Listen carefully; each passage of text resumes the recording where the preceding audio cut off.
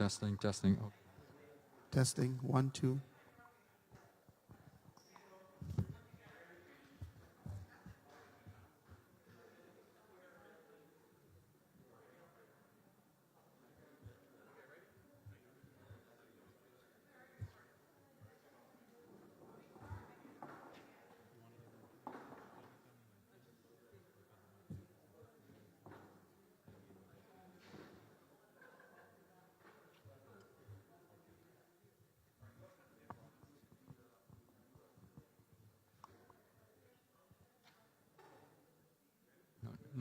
No. Hi, good evening, everyone. I just wanted to say we want to allow another 10 minutes or so just to see if other people will come. I know traffic was heavy where I came from.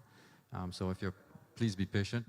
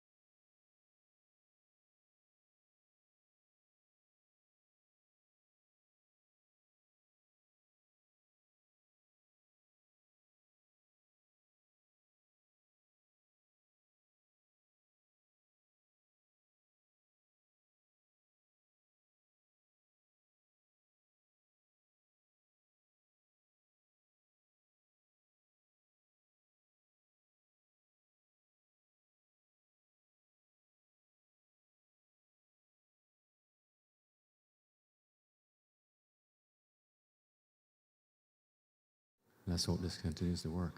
Okay. Good evening, everybody, and thank you for coming out to this first town hall at Combermere to discuss the 17th actuarial report that was laid in Parliament last week. My name is Rawdon Adams. I'm the Deputy Chair of the NIS, and I'm here this evening with the Chairman of the NIS, Leslie Haynes, on my left, the CEO of the NIS, Kim Tudor, over on the other side of the table, and the independent actuary, Derek Osborne, whose firm authored this report. So I'll say a couple of things that are housekeeping really from the top. We have 2 hours allocated, 2 hours plus 10 minutes because we started a bit late. We would ask that when the time comes to questions that you are as succinct as possible so we can get through as many as possible. But outside of that, we really are here to not only inform but to learn and understand the concerns that and ideas that the public has. So without further ado, I'm going to hand over to Mr. Haynes to make a few opening remarks, and then I think we'll go straight into the presentation by Derek, so that you can hear the key messages as he perceives them out of that report. Thank you, Leslie. Thanks, Rawdon. Well, firstly, good evening all. It's a pleasure to be here. And as Rawdon said, this evening, as I understand the purpose of us being here this evening, is for, firstly, the actuary, Mr. Derek Osborne, who's all the way from the Bahamas, and he's been our actuary for how many years, Derek? About 20 years. So he knows the inside workings of the NIS. We are all stakeholders in the NIS, so he's going to inform you basically of the key points in his actuarial report and the need for action, and having done that, then we would like to hear from all present what the suggestions are, the way to go forward. In other words, I think Derek will tell you that every solution for national insurance schemes is peculiar to the country itself, so that there are different solutions, and we have to choose one that's appropriate for us. For instance, and when I say us, it's because we are all stakeholders in the national insurance scheme. I have been on the board since 2018. I've learned a little bit about national insurance, and one of the things that I've learned is that the national insurance is responsible, or really is one of the engines of growth of the economy. For instance, yes, what paper was it that I saw the headlines? Too much, the NIS has too much investments with government. That may be true. And for the last, even in the last actuarial report, Derek has always said to us that we need to, diversify, reduce our investments in government paper, move to other places. We as a board, we have been looking at that for a long time, for a fair time. The only problem with that is that for the last 2 years, from March 2020, as we were getting things together, we were hit with COVID. As a result of COVID, the national insurance scheme, I think it's fair to say that we put over $200 million into the economy. And as a member of the board, the only difference between a member of the board and chairman is the chairman has to do all the hard work to arrange meetings and set the agenda and that type of thing. But when I looked around during those 2 years, I really couldn't see the 200 million. When I pass someplace, I am looking for how did we spend 200 million in the last 2 years with COVID? And my answer is that the 200 million was spent keeping Barbadians afloat. And that is where we are. So that I say that to say that we have considered as a board a number of items, but COVID was our priority in the last 2 years. I remember when COVID hit, we worked, and the management team and the staff of the National Insurance worked assiduously to ensure that we did something called the Advanced Payment Solution. I don't know if you all remember that. What it was that rather when you put in for your unemployment benefit, rather than wait the 3 months, we were paying you first and then working out the benefits after. And then we went from step to step monitoring COVID and making sure that funds were there, etc. So we've been fairly busy over the last 2 years. Now that we are, when I say recovering, I would say recovering, now that COVID is almost behind us, it's not as serious as it was before, I think, although the newspapers still reports high numbers, but we are all here, we're sitting together, that type of thing. And Derek presented us with his report, the actuarial report, and we saw the report, and you all know what the report says, but Derek will give you a presentation.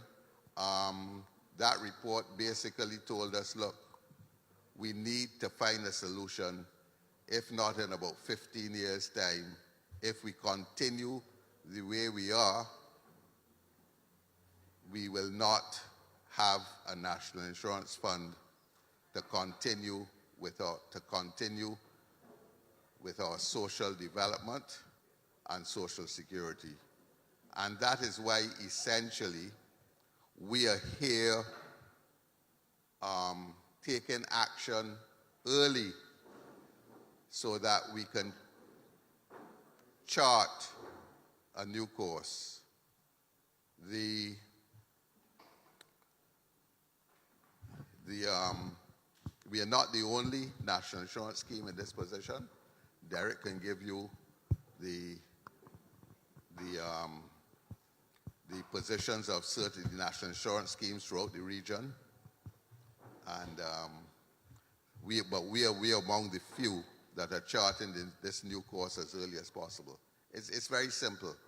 You're going to a meeting, you leave home early, you have a flat tire, you see there's an accident, and in Barbados where we have accidents on Highway 2A or on what I call the Coast Road, Highway 1A, you have to change course.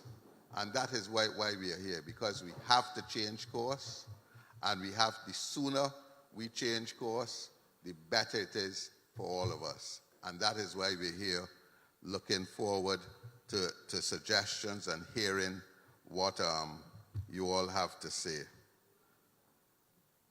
So that at the end of the day, please rest assured that all comments and suggestions made here, made at the other town hall meetings that are to take place later this week on Wednesday and Thursday. Wednesday we are going to Alexandra School in St. Peter.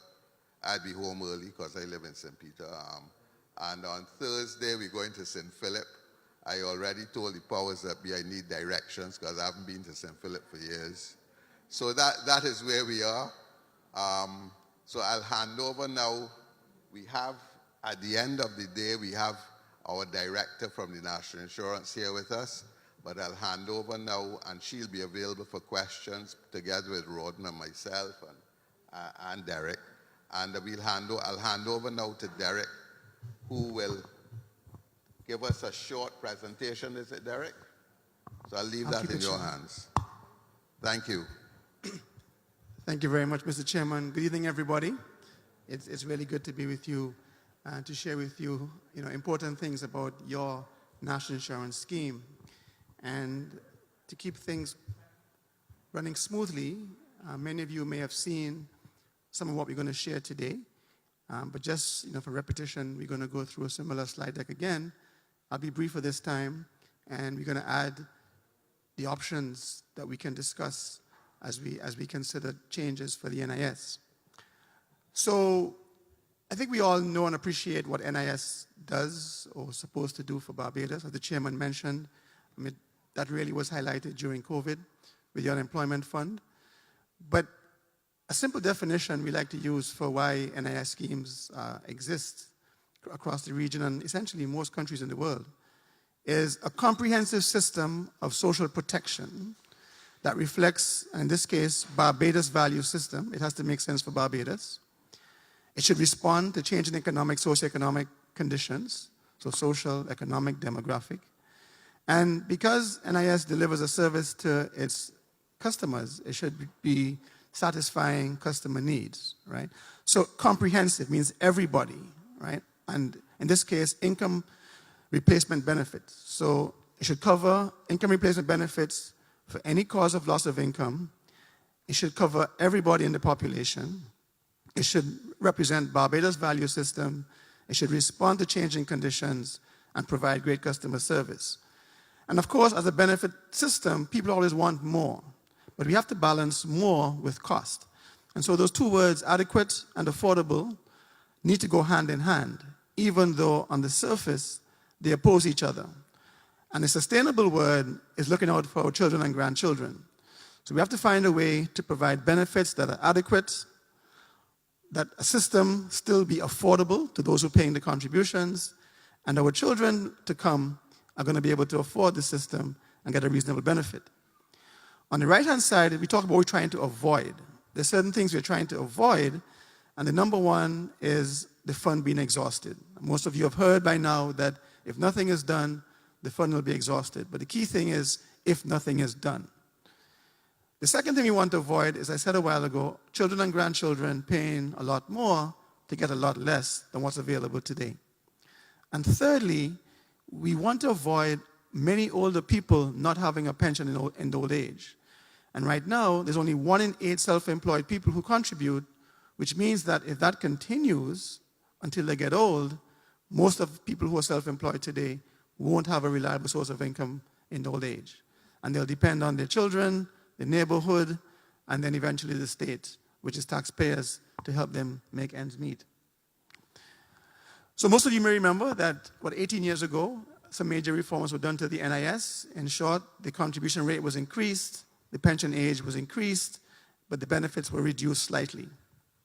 Since then, and the projections were made, hopefully NIS would have been sustainable for the medium term, but since then, we've had some unfortunate outcomes. The population is now declining. We actually have more deaths than we have births since 2017. So the number of babies being born is less than the number of people who are dying. The number of employed persons in the population has gradually come down over the last 15 years. The economy has been growth has been more negative than it has been positive. As we see here from these two charts on the left, GDP growth has been negative in 9 out of the last 13 years. The big negative is COVID, but we all know why. On the right-hand side, we see that the red line, which is the number of employed persons, is coming down from where it was back in 2007 and 2011.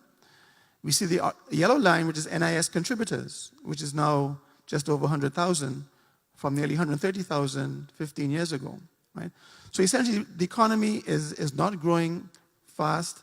The number of employed persons is going down, and the number of NIS contributors is going down. And NIS depends on contributors and a working economy to make sure that it functions and is sustainable. 4 years ago, the government decided to restructure some of government's debt, and by so doing, it reduces interest obligations every year, which hopefully would have translated to more money going into real investments into the economy and helping to boost economic circumstances to make ends meet. Yes, NIS lost $1 billion in assets, but from an economic standpoint, and I won't spend too much time on this right now, is that taxpayers who fund government's taxes are the same group who pay NIS contributions.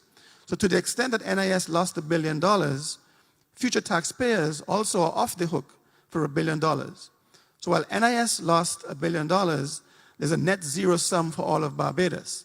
And the hope is that by allowing the economy to grow and be stronger, NIS could possibly be stronger. It's impossible to have a strong NIS in a weak Barbados. Just impossible. As we all know, COVID-19 hit us 2 years ago, and the main effect for the National Insurance Fund was lower employment. So contribution income was down, but benefit income was pretty much as expected. I mentioned a while ago self-employed persons, only 1 in 8 contribute, which is something we really have to work on. And then the last 2 buttons here talk about administrative challenges the NIS has in terms of service delivery. We've heard many complaints about service being slow, and also we are aware that audited annual reports and statements that are audited are now over 10 years late.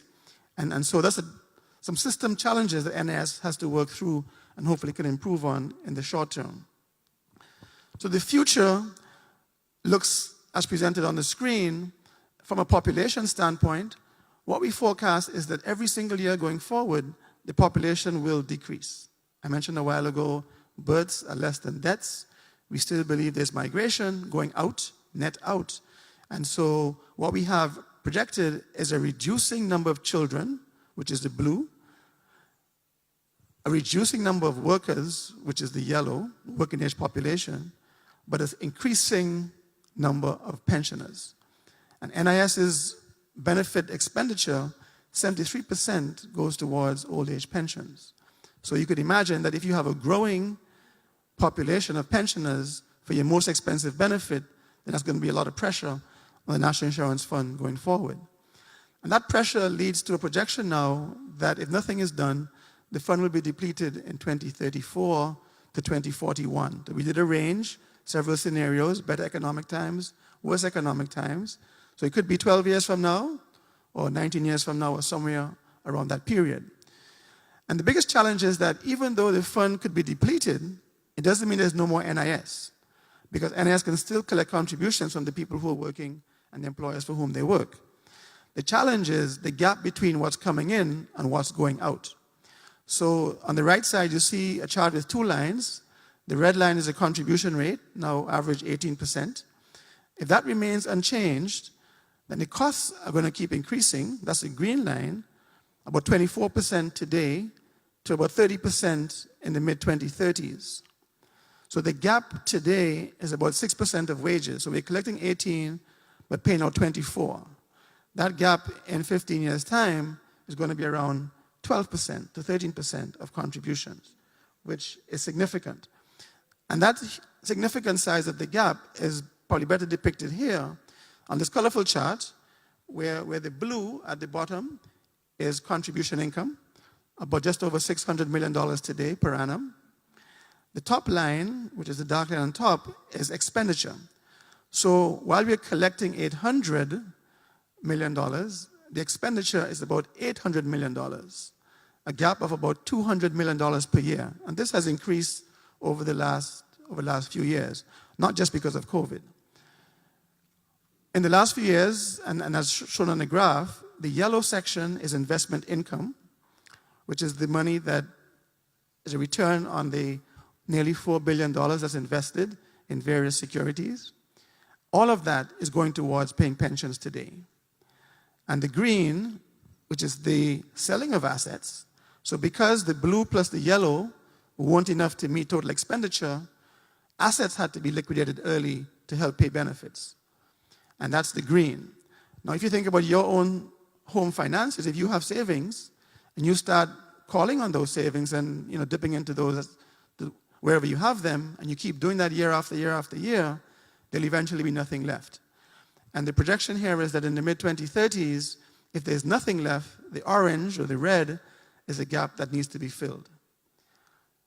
And that's about $700 million at the very beginning. So from $200 million today to $700 million 13, 14 years from now, that's a huge gap to fill. And so the goal of the reforms would be to increase the blue and reduce that top expenditure line. I think you can all agree with me, based on what you've just seen, that the National Insurance Fund in its current state is not sustainable. At the current contribution rate, average 18%, and the benefits that are now offered under that fund. And the question is, what could really cause this fund to be depleted so quickly? Right? It's $4 billion, just about 3.9. You know, that's only 12, 15 years away. What could really cause that? And the first point is demographics, over which most of us have no control over. But as we see here, back when pension reform was done 18 years ago, there were 3.6 contributors for every one pensioner. That's 3.6 people putting in for every one taken out. That number today is about 2.4, maybe even 2.3 as we speak in 2022.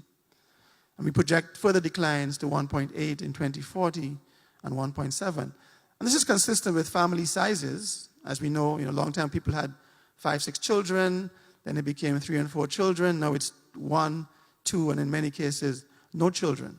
And if you think about trying to support mommy and daddy who have no pension income, it's much more easy when you have 6 children or 5 siblings, probably better, than when you have no siblings and it's only you to take care of your parents, right? And the same thing for government with taxes and the same thing for NIS with contributions. We also have no guidelines. So even though the actuary came in every 3 years and did projections, gave a report, made some recommendations, there was no need, there was no requirement for the government of the day to act or do things differently.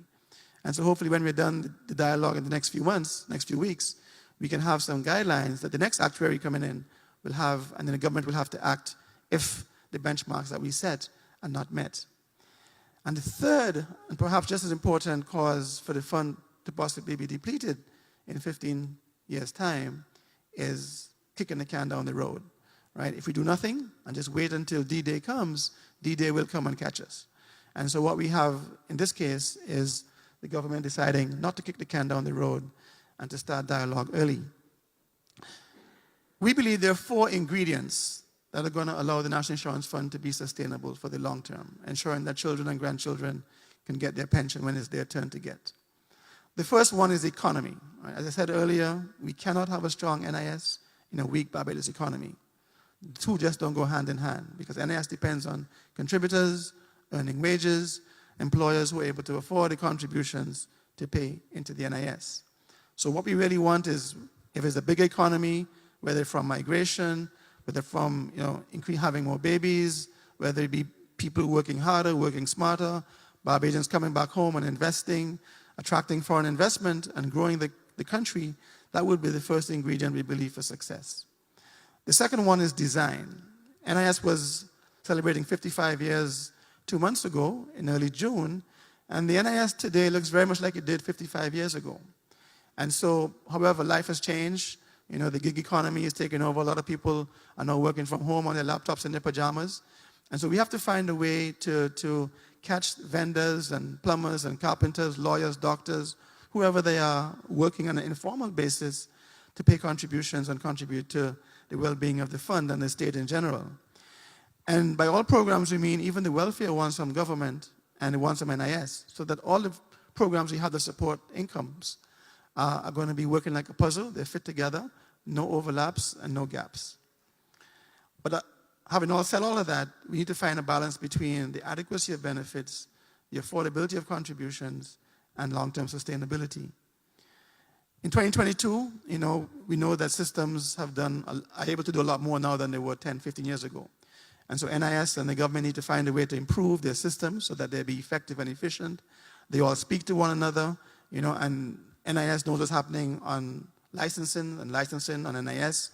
And so we can find a way to ensure that there's better compliance and better service delivery at all points along the way.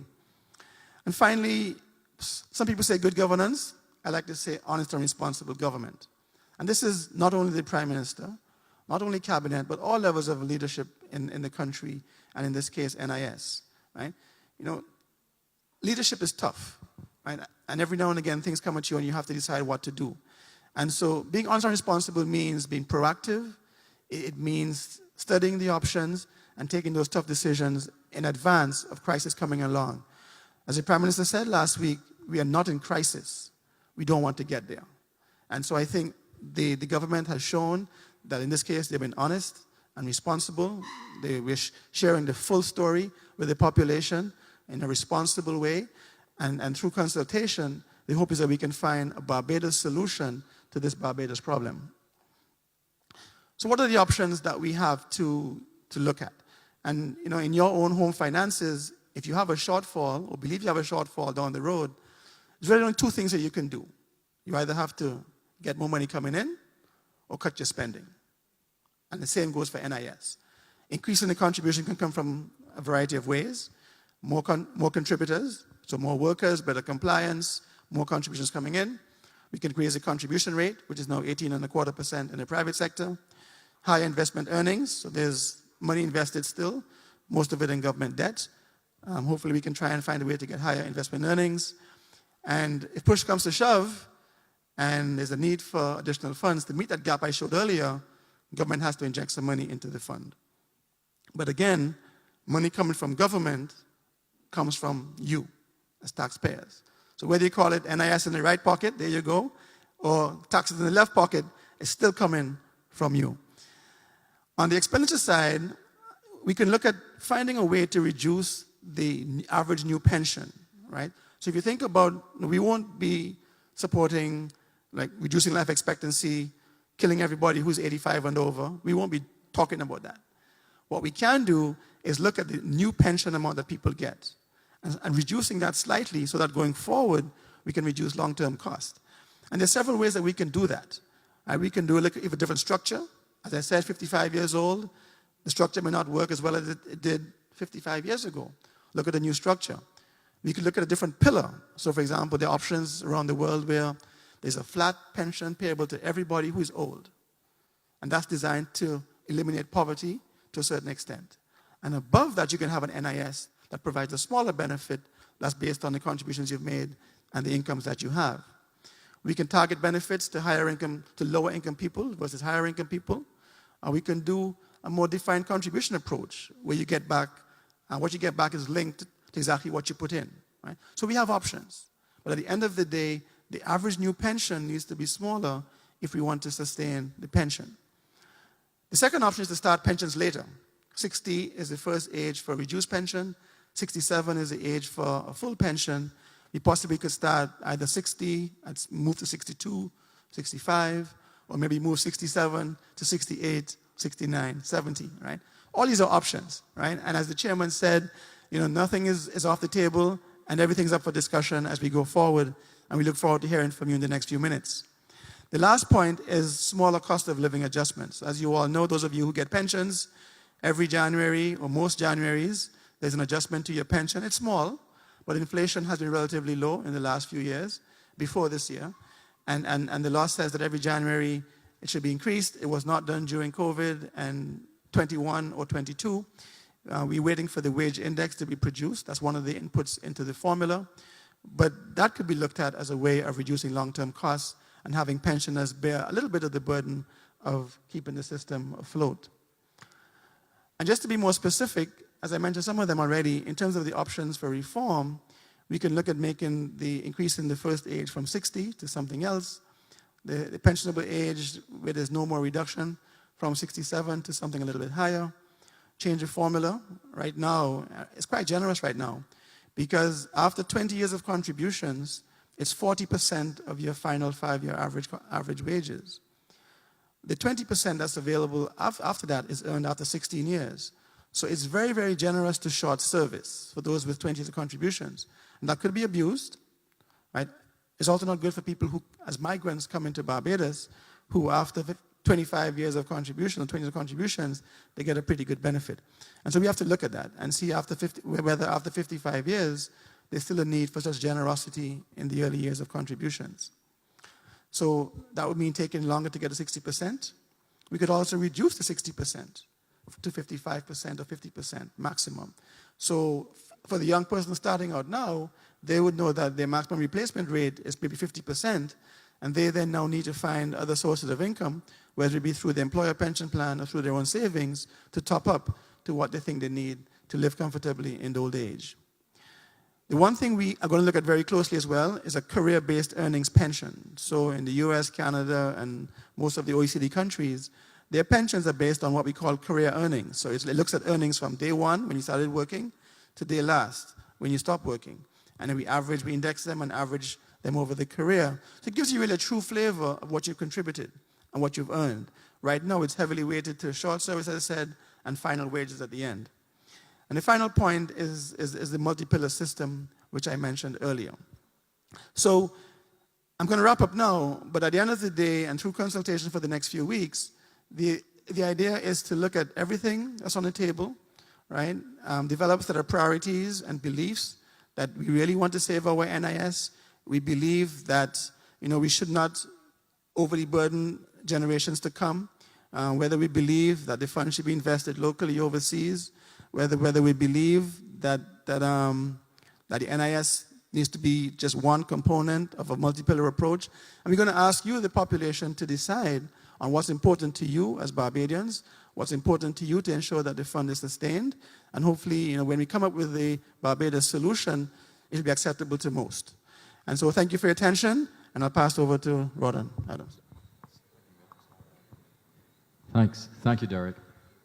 Just before we open the floor to questions, there are a few things in Derek's presentation I want to highlight. So the first one is this, is that as things stand today, the fund is very strong. It's almost $4 billion worth of assets sitting in there. And that is equal to the equivalent of 5 years current spending on benefits expenditure. That is to say, if everything stayed as it was, that fund could pay another 5 years worth of benefits. But things are not going to stay as they are.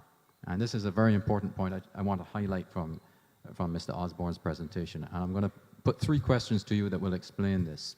So the first one concerns life expectancy. Does anyone know how long a child who's born today, a Barbadian child born today, can expect to live? What his life expectancy is born today?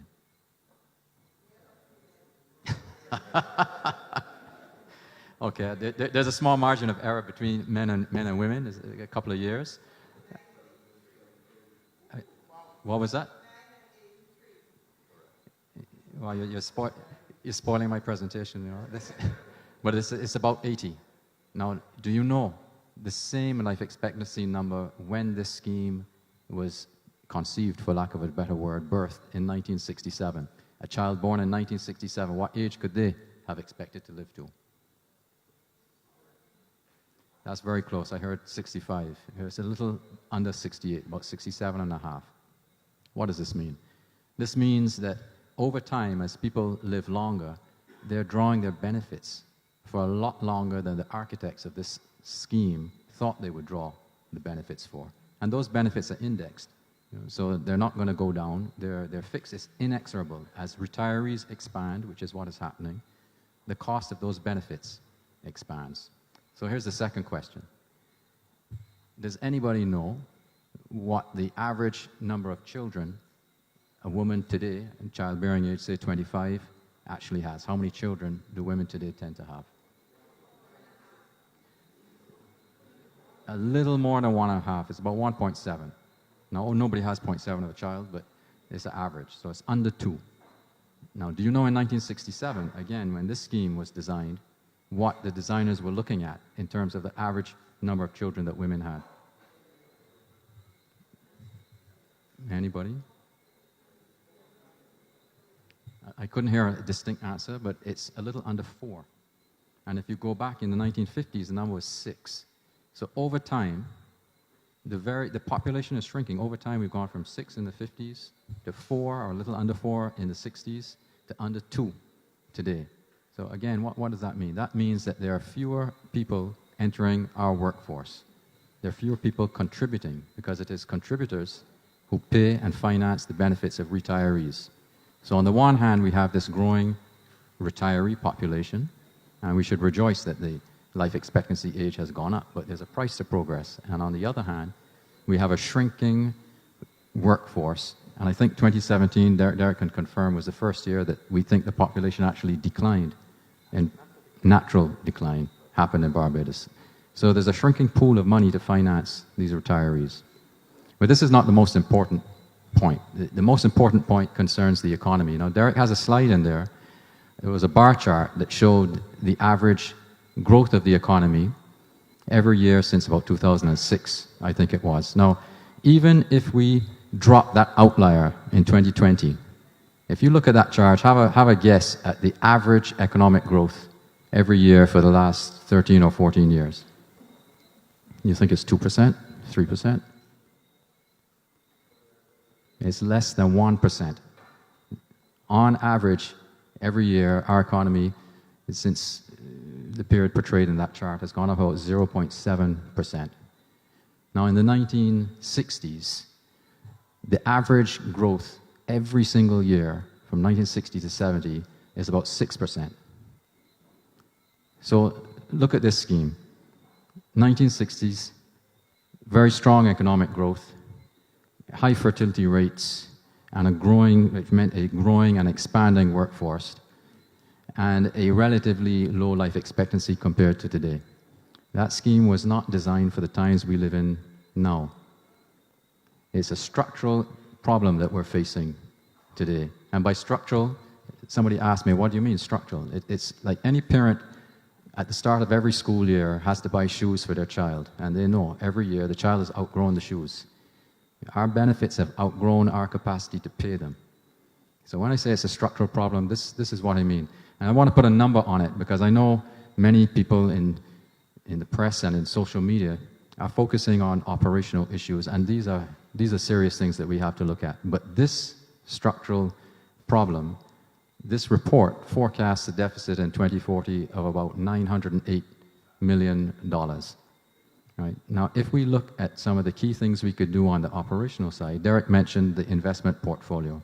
I think that's been averaging historically about 6%, in recent times 4.5%, 4.8%, which is respectable, I have to tell you, although people are saying in parts of the press that we can sweat a lot more money out of it. Let's say that we could double that, which is a very tall order, but let's say we could double that. That would be worth about $180 million, okay? So bear that in mind. And the second point, there's been a lot of talk, and we have to do it, about improving compliance, or as we were told to say by a medical professional, adherence. You know, apparently that encourages people to take their medicine rather than asking them to comply. But let's pretend for a moment we could regularize the entire informal sector. We know what that represents. The IDB had a study of about 2016 that estimated that to be about 1.5 billion US dollars. So we can infer from what we know about contribution rates that represents about 34,000 people, and that would be worth about $220 million. So those are the two big things that we can easily identify where we can improve. But together, they don't equal half of the deficit that's coming from this structural problem. So this is the huge challenge that we have. So although it may be daunting looking at it that way, I would say that we have to bear in mind many other countries have faced this issue. There are a lot of precedents. There are a lot of examples of what has been done and what can be done, what we can learn from. So I would say don't be disheartened. We can collectively, we can fix this. It's been done in other places, and we can do it also. But it is important to look at the overall structural issue we've got when we're coming up with ideas and when we're making our comments. So I want to stop there for the moment and invite the floor, open the floor, and invite some questions now.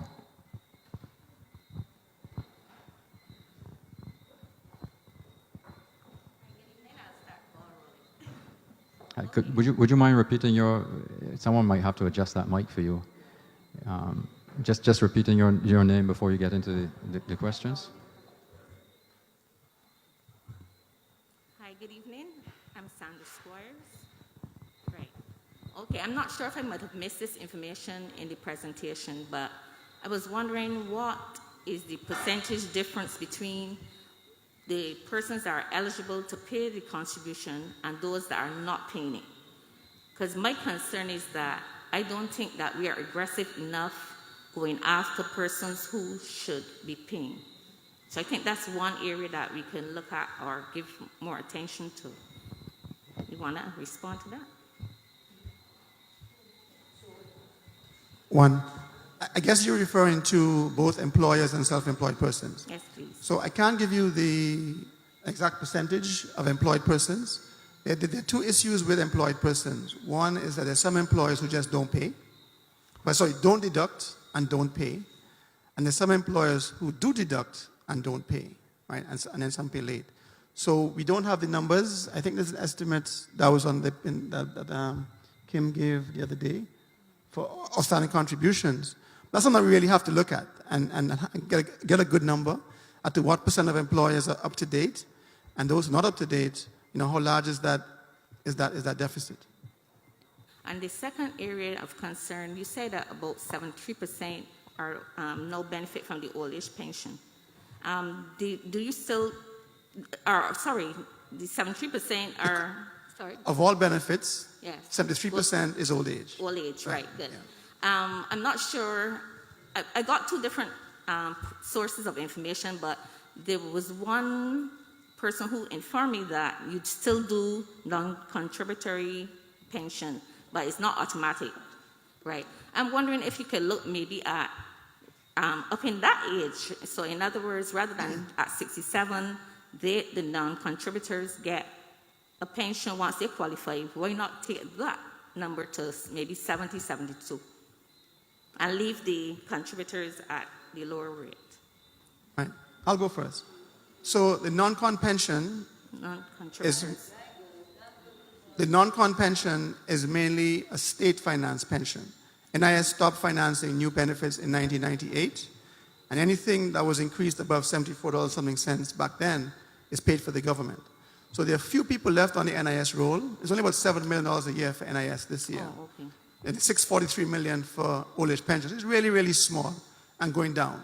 So the old age non-contributory pension is really a government pension, which is designed to ensure that people who do not have a contributory NIS have something on which to live on.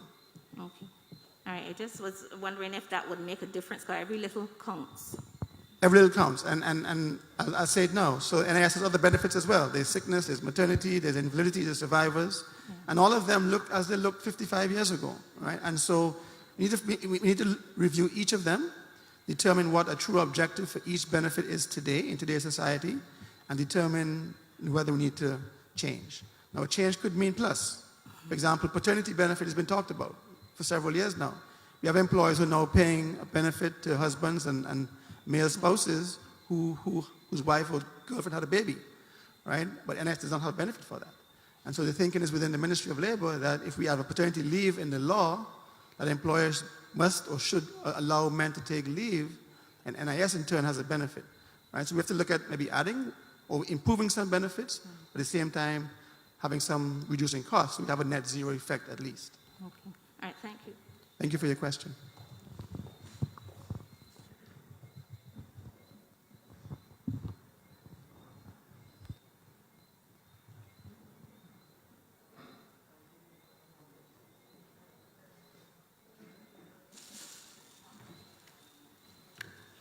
Good evening. My name is Charlie Edwards. I just want to say I'm not in agreement with what the first speaker said about increasing non-contributory pension.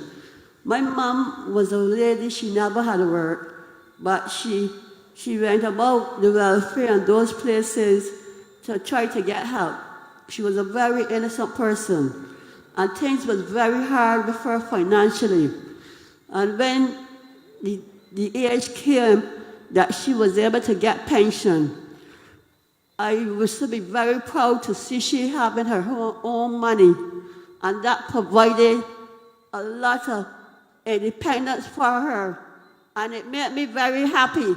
So, a no to that statement, please. Right. Well, thank you for that. And just to go back to the first point, I think, and she made a good point about the age, right? We have to look and see whether or not 67 is the right age for non-contributory pension. As Mr. Adams said earlier, we're now living a lot longer than we were 50 years ago, 20 years ago, right? And so it could be maybe 68 for the non-con pension. And while that won't save NIS any money, it'll save government some money, so they can do more with what they have to improve other circumstances. Good evening. I sat there and listened to everything, everyone, I don't think the people on here can hear you, so come a little closer, please. I sat and I listened to everything that everyone had to say. You made a comment stating that there are structural issues and deficits. For a couple of years now, you've been hearing that governments, regardless of if it's B, D, or NDP, if they have an issue, they draw from the National Insurance Scheme. Now you're saying in a couple of years, the scheme will be depleted. Is there any way for us, Bajans, who have contributed to the scheme, to recover those funds? Because that is part and parcel of the problem. We cannot be putting money into a fund, and every time the government has an issue, they dip into the fund. Because at the end of the day, when you dip into the fund, you're dipping from money from the citizens. We didn't tell you that you could dip. No one asked us if you could dip. But now you're here and you're asking us for solutions to a problem that you guys created. We didn't create this problem. We are law-abiding citizens who sat, contributed faithfully to a scheme, thinking that when we get 65, they move the table to 67, that we're assured a pension. It's not fair on no kind of level. And I sit and I listen to every single person speak about everything. And the first thing that you guys need to do is stop governments from dipping into our money.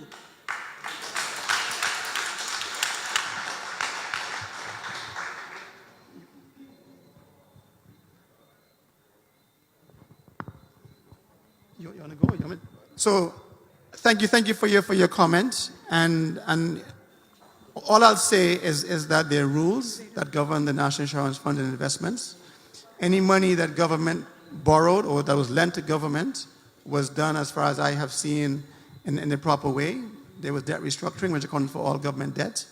And I think that, so we have to find a way, as she said, to ensure that governance, that I mentioned good governance earlier, right? And I think it really relates to good governance and strong boards. So if there is a phone call from a minister or pressure from the government to lend some more money beyond what your limits say is acceptable, you say no, right? And I think, so we have to find a way to have boards and leaders that are going to be responsible and ensure that the funds are borrowed and invested wisely. And, again, we have to remember, any money that government spent was spent on the people of Barbados. You may not agree on how it was spent. Sorry, but no?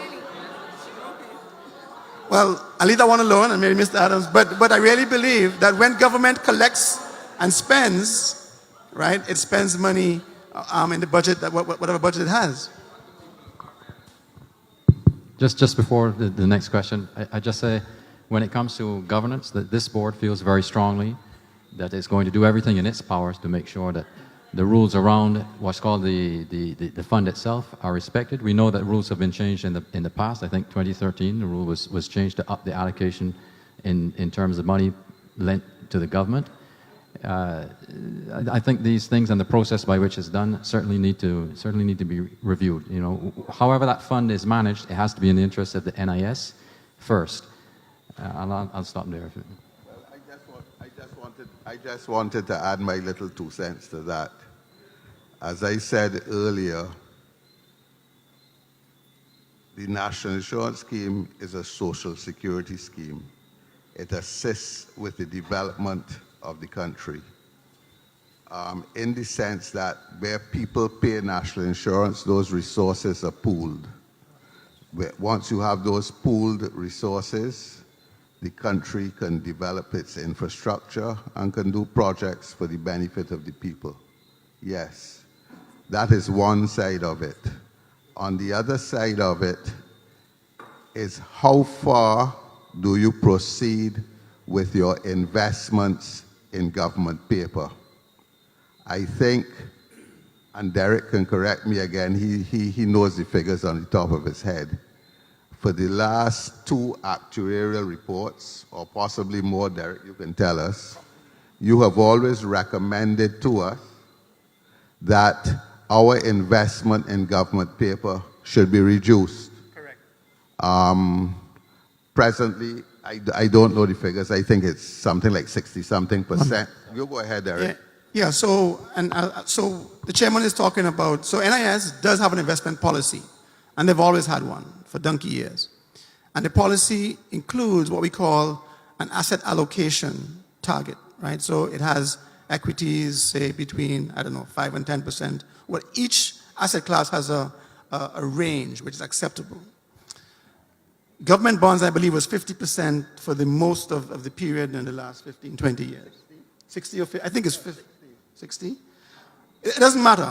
The point, though, is that for the last 10 or 15 years, they've exceeded the maximum limit in the investment policy, right? Which means that even though the policy existed, boards still allowed further investments to be made in government of Barbados, okay? And that is where I think the weakness lies. As I mentioned earlier, and I really believe this, and I believe in good governance.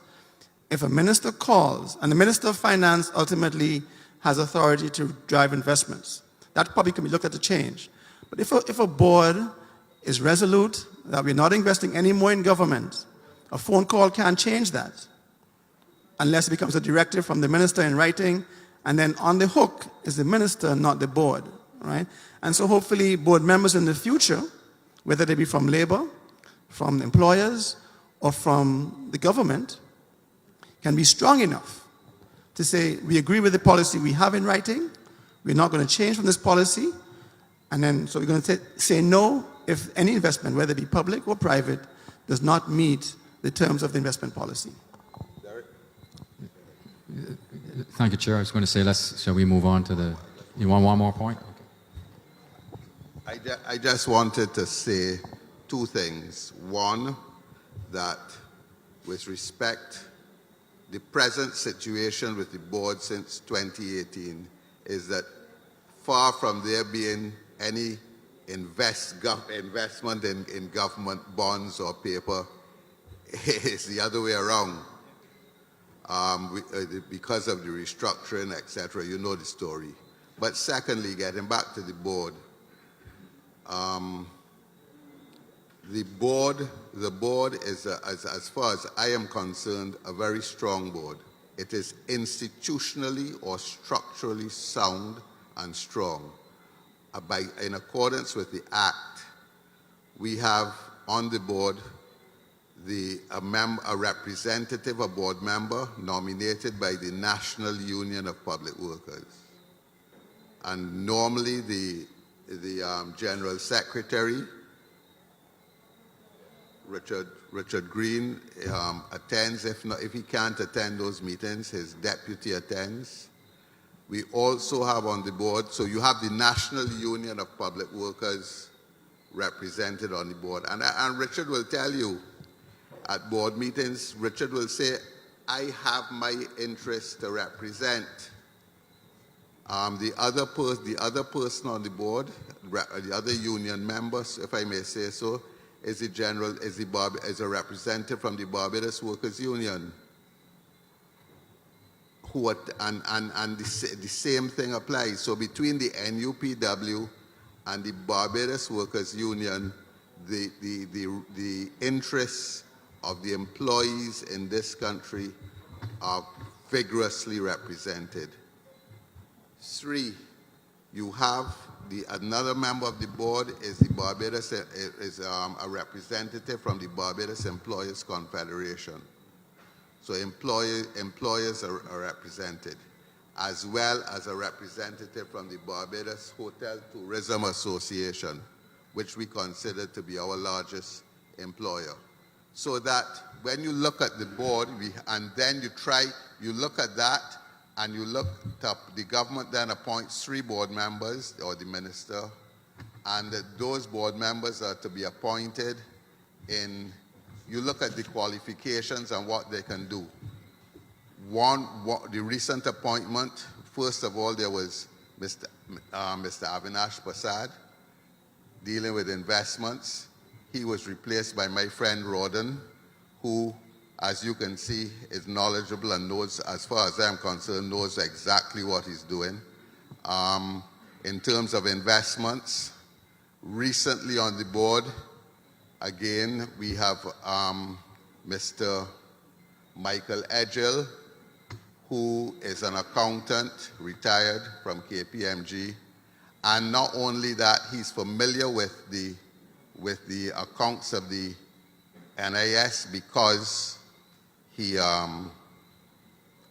was at KPMG, he had dealings with the NIS. So I say that to say that yes, the board is a strong board, and this board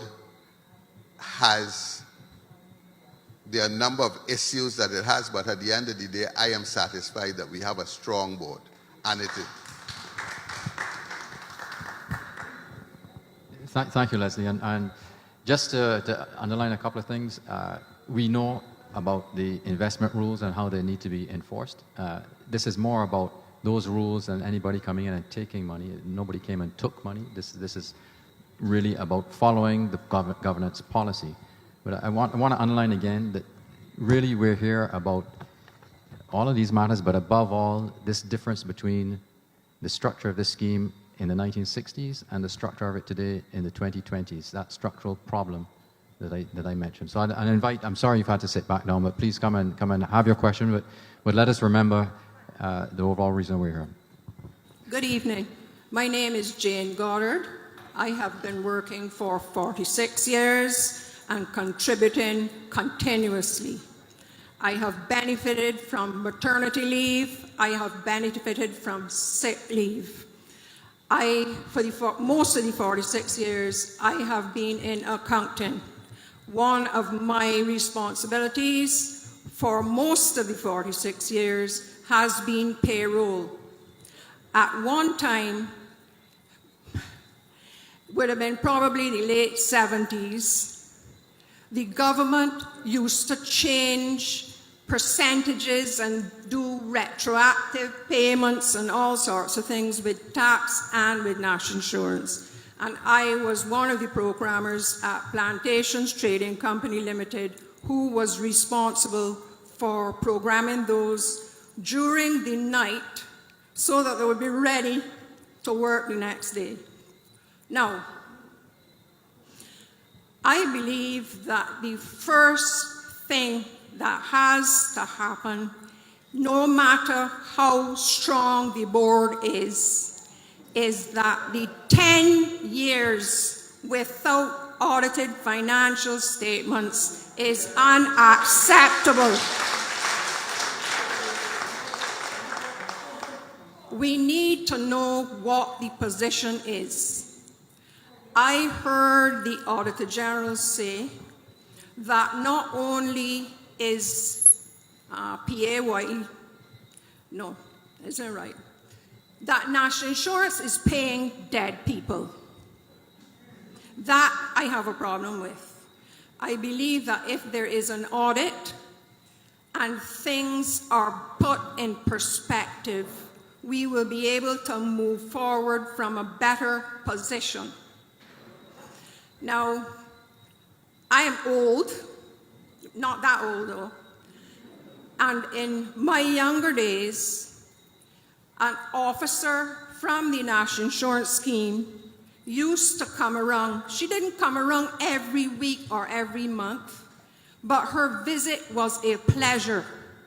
She came to check to see that all the calculations were correct and that we were doing what our duty was. That stopped many years ago. And I think that what we have to do now is to try to encourage people without threatening them to file and pay national insurance, whether they are self-employed or employees. I am happy that I have performed my duty and my responsibility for 46 years. And please God, when I reach 67, there will be money inside there for me to get my pension, because I've worked my tail off for 46 years. Thanks.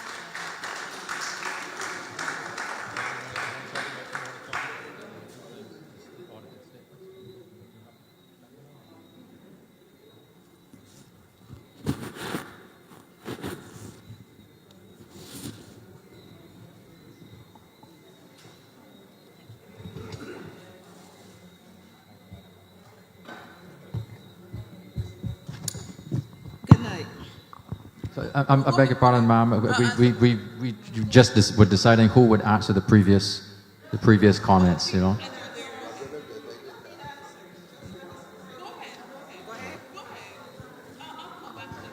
Okay, good night. My name is Cassandra Bowen. I have a number of things to say. I don't normally get involved in any of these matters. I really don't like being my business. But after listening to the press conference, I felt strongly about what I heard. And like one of the other members who spoke earlier, I remember when my grandmother got her pension taken away because she brought her 3 grandchildren to Barbados from an orphanage in Trinidad, and NIS told her that if she could afford to support 3 children, additionally to what she had, then she did not need the money. So my grandmother went through all of the rest of her years until she died without pension. That was wrong. When I heard the press conference, the first thing that hit me is another fear tactic. 12 years of money left. It seems like if every time we have a press conference, it brings fear on the country again. What's gonna happen next? And as a person who has just retired and seeing what I got as a gratuity, because if I had a mortgage, a car to pay for, children to send to school, or God forbid, if I got ill, that money would be of no use to me. What I currently get as a pension, by the time that I done pay all the necessary bills, I am back to square one. Pension is like working from payday to payday. And I know a lot of people feel like this. I have a concern with the fact that money was borrowed from the NIS and not paid back. And I feel that somebody should be held responsible for that.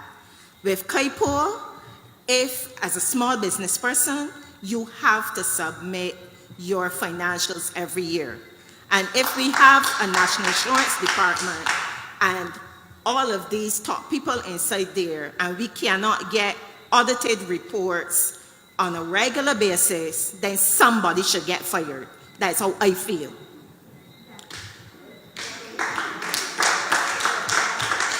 At this point, I feel that legislation should be put in place that no more money should be borrowed from NIS for the next 12 to 15 years, unless it is for investment purposes. I also feel that it should be made mandatory that reports have to be filed on time or reprimand those in charge for filing and due diligence.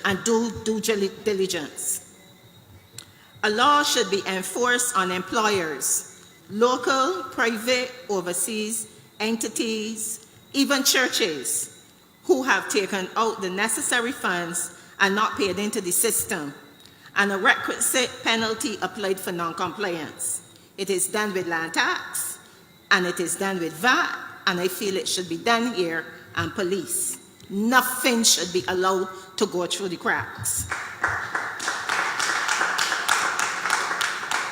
Employees who decide they want their pay, employees who decide they don't want to pay in the NIS should be reprimanded.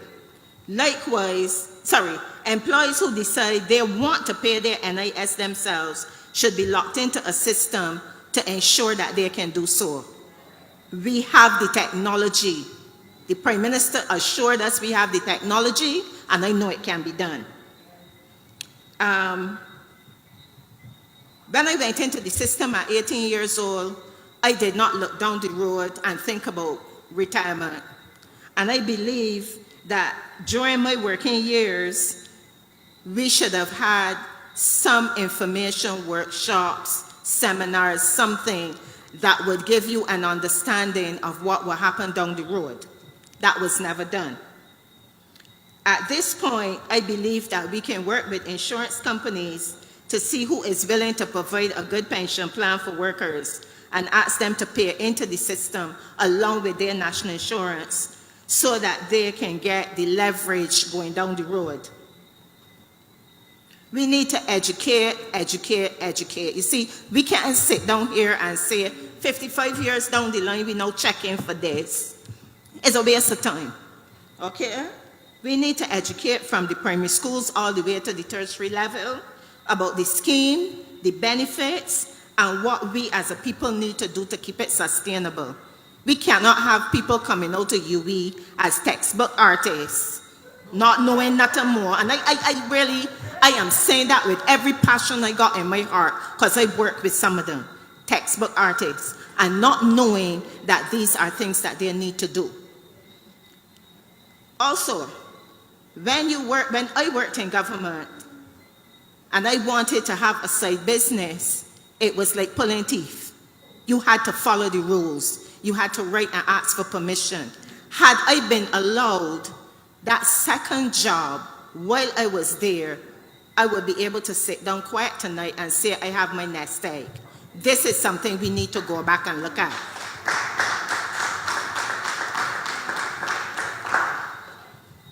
We need to find an incentive, not money of some kind, to get small entrepreneurs to pay into the system. Again, more education is needed here. Again, in the form of workshops and seminars and face-to-face conversations. We ask everybody now to become an entrepreneur. The bank is giving you real stress. Nobody has looked at that. We got thousands of office space downtown that lock up, and nobody would say, bring the prices down so the entrepreneurs could go in there so we could pay the system. You see, you can't look at this thing in a vacuum. You gotta bring all the sectors in, provide the necessary things going forward so people feel comfortable to be able to go out there and say, look, I believe in this system, they are giving me X, I'm going to do Y. And this is my last little bit. There must be transparency at every corner, whether it be NIS or anybody else in this country. If we do not get it right now, we will suffer even more down the road. And a lot of people in this country suffering. Might not be all up there, might not be some of us in here, but a lot of people in this country suffering. Gone are the days when your next door neighbor would give you a breadfruit. Now you gotta pay for it. That's how serious it get in this country. Many of my friends from overseas ask me, how I afford to live in Barbados? And I usually smile and say, I do with what I have, and I'm grateful. We will not keep the cream of the crop around this country. They will seek greener pastures. Honestly, if I had the opportunity, I would go someplace else and live. I don't want to live here anymore. I really don't. I want the same problem somewhere else with different people. The other problem that I have is that every time you see a board announced, the same faces is like Coke and Pepsi. The same people, the same faces. What about me? Why can't I be on the board? I might not be an actuary, I might not be an accountant, I might not be none of those things, but I got a brain and I understand, and I probably understand better than the people who on the board. What about all these other people in here? We don't get the opportunity to be on the board. And yes, sir, I understand. BWU, tourism, and all of these people, all these people wrap up in the same bag. They're going to speak the same language.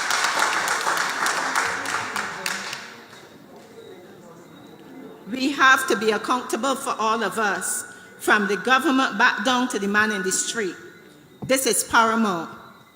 We have a lot of people who I saw on Kadooment Day walking around selling water. You think that person is going to pay NIS? It's a seasonal thing. How are we going? And that person might go out there and get hit by a truck. Somebody has to pay for that. Every time somebody gets shot in this country, they run to the QEH and they get patched up. At great expense. But I might be waiting for a surgery and I hear COVID. I hope people listening. I just had a friend who went in there, dialysis, and there was not a machine. When a machine was provided, nobody knew how to use it. That person died. This is real, people. This is real. And I honestly, I feel real passionate about it. It is very real. We have, it's not only looking at this scheme, it has to be a holistic thing that we are doing. The world has changed, and more changes are coming, and we have to be ready. If COVID has taught us nothing, let us learn from it. Thank you.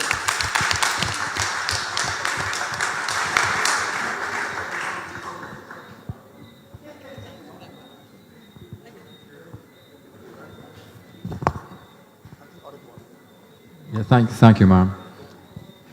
I think we'll have the CEO make a few observations. Yeah.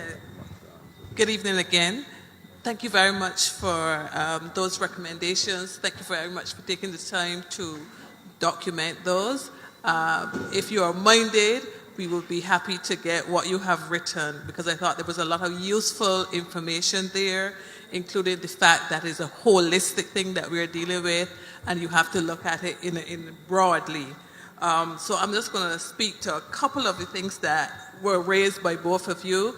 Certainly, compliance is an issue, and I was pleased to hear that at one time when you saw the inspectors, it was a pleasure.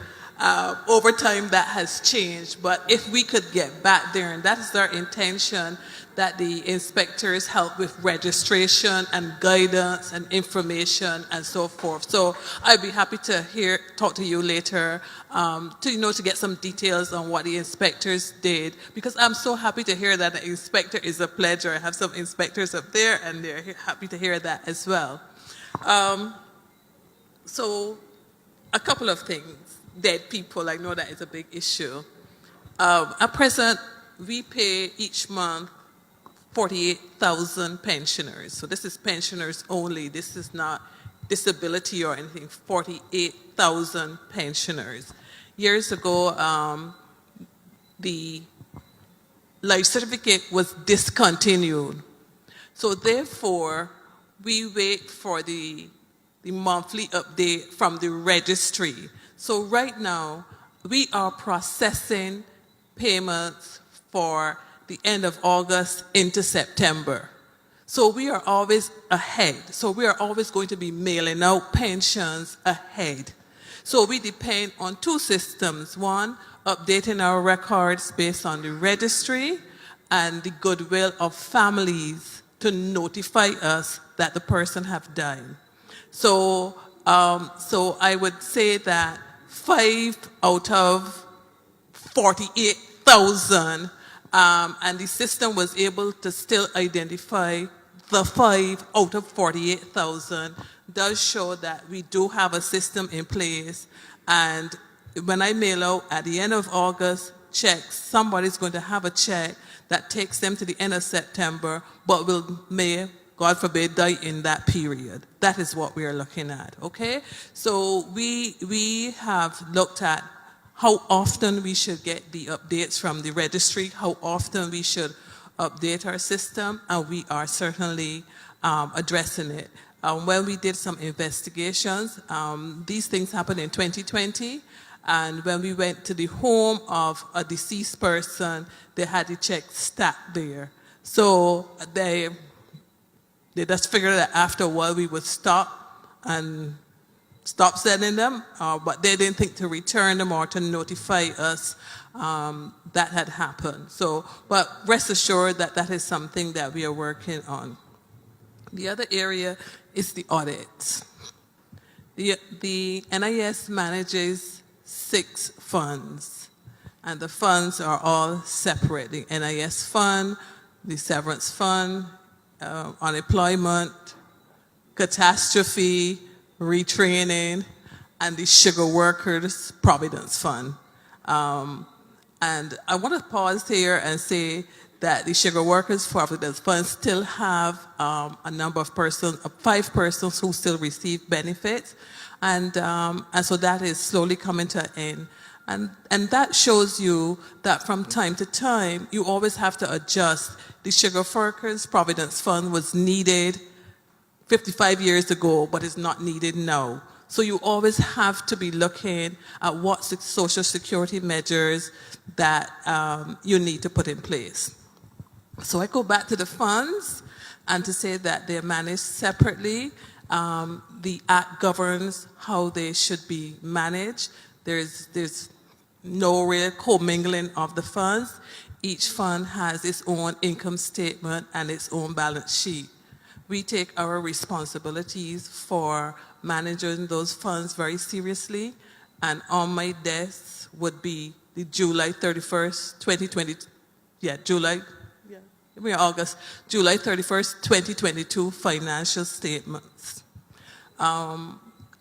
It is my understanding, because most of you know that I am new there, but in going back through and we're looking at where we are, in 2010, the financial requirements were changed so that you move from a cash accounting to an accrual accounting. Now, many of you know that when a company is doing its audits, it will send a letter to the creditors and the debtors, do you owe this? Now, when we send out those kinds of letters, nobody is going to reply, yes, I owe NIS this. So therefore, we have to justify and show the auditors how we can validate the accounts receivable. If not, we go back to cash. So it is only one section of our financial statements that are there that the auditor, and so the Auditor General is working with us to develop and to implement, I would say, a framework that will satisfy internationally accepted accounting standards and also provide what we call, and all of you that are accountants will know, supporting schedules that can be validated. So the financial statements are prepared. They are prepared. And for the smaller funds, catastrophe and so forth, they have been audited up to 2015, 2016. So don't feel that we don't do financial statements each month and which go to the board. They are done, they are prepared. It is just working with the auditor to get a framework that is acceptable, that can see those financial statements certified, and then once they're certified, then they're laid in Parliament and they'll be public documents. So we would apologize that you haven't had sight of them because they aren't public documents, but rest assured they are there. Rodden, I think that I think I answered most of the questions that you asked. I think that's. If you need any further, I am happy to share. I would just with you. just add on one thing there about the timing. We are very hopeful the accounts from 2012 to 2017. We're aiming to settle those by the end of this year, and the rest by June next year. I am Norma Springer, and endorse everything that has been said before. I want to posit that fixing the NIS is just fixing the roof of the house. We have to look at the walls and the foundation. And the walls and the foundation is actually the labor structure systems, how the labor systems are organized and managed in Barbados. And we spoke about good design and capturing all the workers. And when I say all, definitely all. And you're working on that. I give that. I have some cousins in the United States who work as barbers and carpenters and masons, and they have to be registered. They have to be licensed every year. And that license issue is related to their income tax payments and all other taxes and rates that they have to pay. That is not rocket science.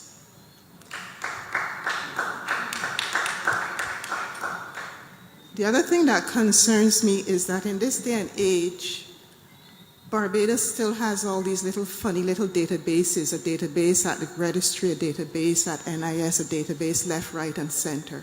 Where is the central database that manages all the data and every institution have access to it according to its needs?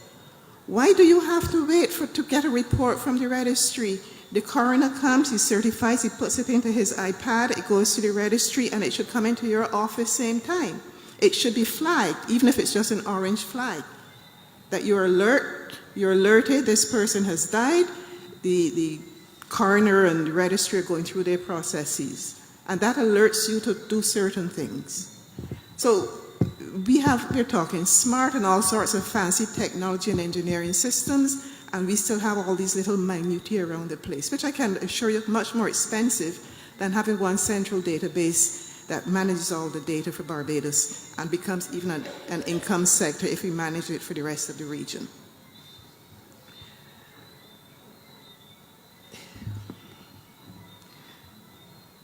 Labor.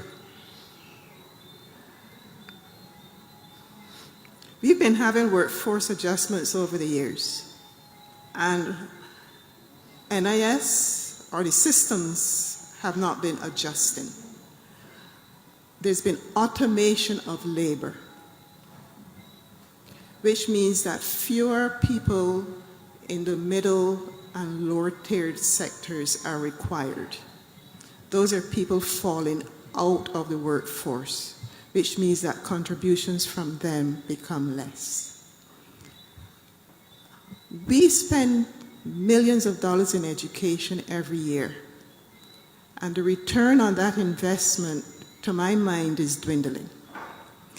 What you invest in education today is supposed to put into the NIS tomorrow, because you are expecting higher tiered people above gardeners, room attendants, security guards. And I am afraid that Barbadians are falling out of the higher tiered income brackets which pay into the NIS. I say this because I have here advertisements from the Nation newspaper. Here is one dated the 29th of July, 2022. Sorry, 29th of June. Nation newspaper, page 34. Vacancies. Nichols Bakery, a depot supervisor, a baker, and a pastry maker. This is what Nichols Bakery has approached the Immigration Department for. 2022. What has happened to all the bakers we've had? What's happened to the hospitality institution? What has happened to the BIMAP, who's teaching and training supervisors over the years? We need to import a supervisor to sell bread. And we all know how the work permit system works. We all know how foreign people in the workplace are paid, what goes on the books, what goes offshore. We know how it works. So Barbados has to really have a proper integration system of what skill sets are available on this island that the Immigration Department has access to know that when you make an application like this, it has no valid basis for going forward. So when we talk about the structural things in the NIS, we need to look at the structural things in the labor market, in the labor management systems, and then put the roof on, which is the NIS. Thank you very much.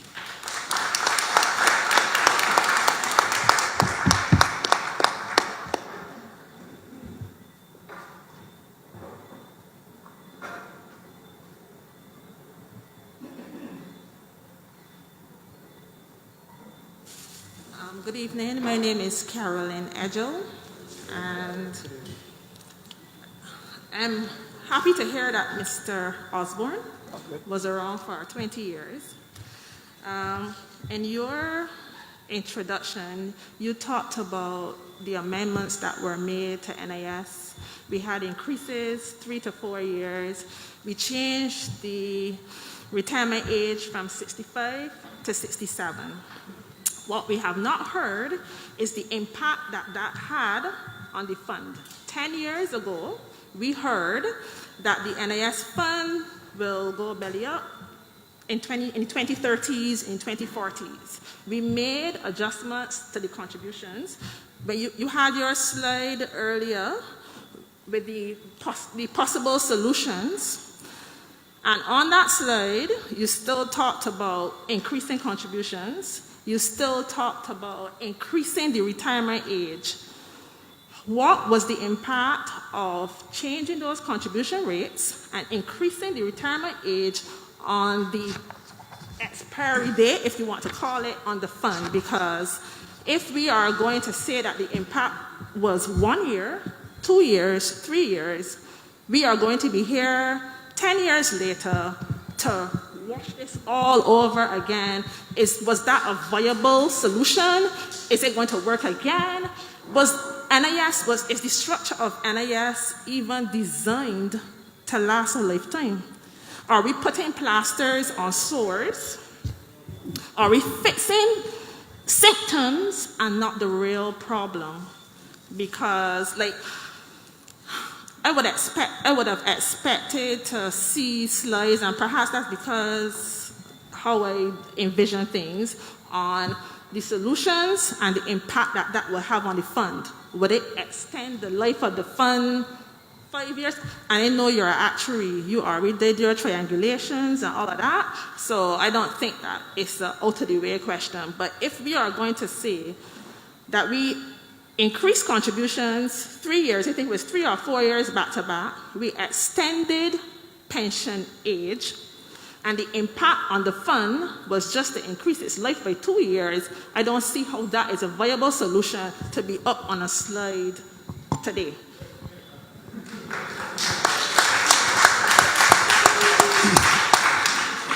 Okay, thank you very much for that. You said some really, really good things there, and I'll try and be as simple as I can. So, excuse me?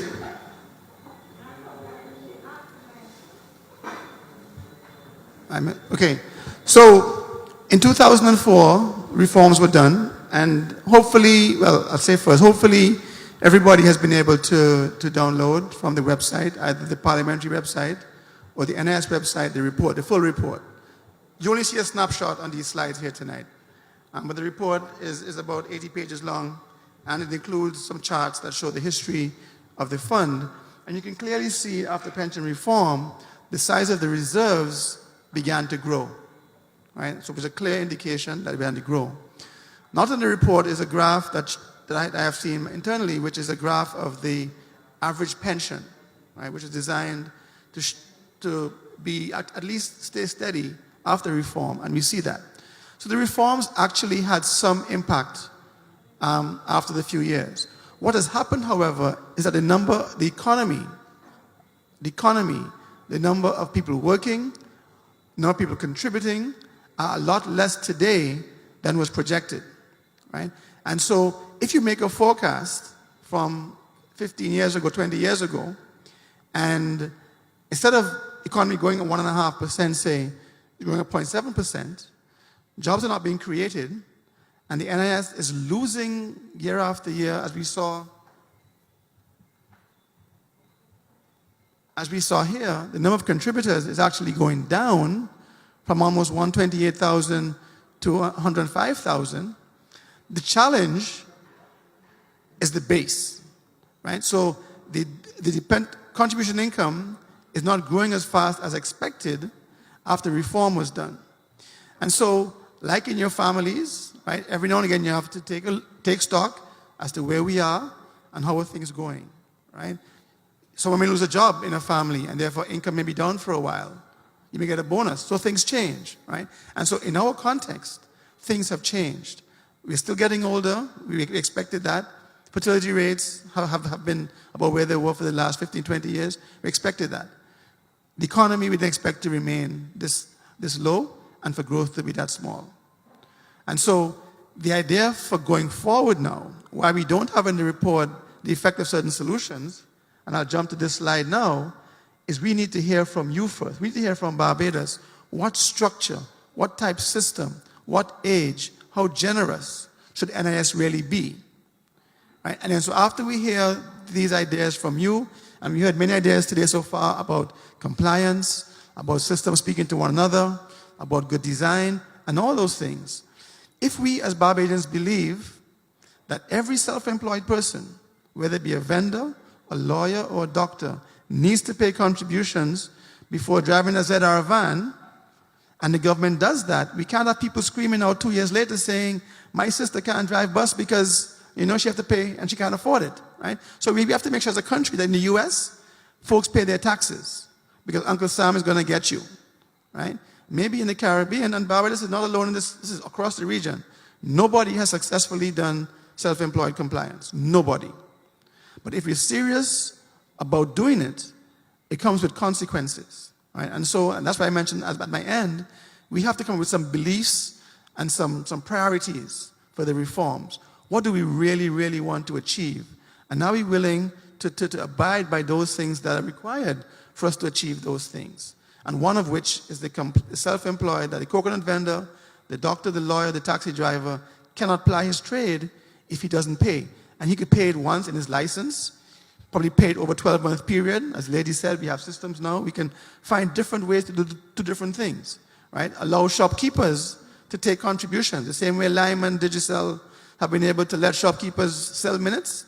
Find a way to let shopkeepers or rum shops sell NIS contributions, essentially, right? Let's make it simple so people, wherever they are, not having to go up to the office between 8 and 4 and 5 days a week, but find a way to meet them where they are with technology in your hands, in your phones, and pay contributions. So we have a system that everybody pays in and can be sustainable for the long term. Respectfully, that I don't think you would answer the question, because my question was very specific to the impact that the increase in contributions and the retirement age had on the fund. Right. And I heard everything that you said. I understand everything that you said, but it did not specifically address the question which I asked. Because if we are going, the buzz out there is we want to raise the retirement age to 72. We just raised it to 65. Mm-hmm. How much impact did that have on the life of the fund? If it only had 1 year, how much will 72 have on the fund? And you didn't answer the question that I asked, and I appreciate everything that you just said. It doesn't mean that what you said wasn't worth it. I got you. Mm-hmm. Right, so what I'd say is that, so the reforms was one variable in the mix. I mentioned the economy. So we had a positive, hopefully, from the reforms, more contributions coming in, less benefits going out. But the economy and real life happened so that the number of contributors going in has decreased so much more to offset whatever benefits there were from reforms, right? And so in the report, we can see in the chart some effects of reforms. There's no real number as to how many years it gave us or how many years the economy be negative has given us. But it's offsetting circumstances have happened.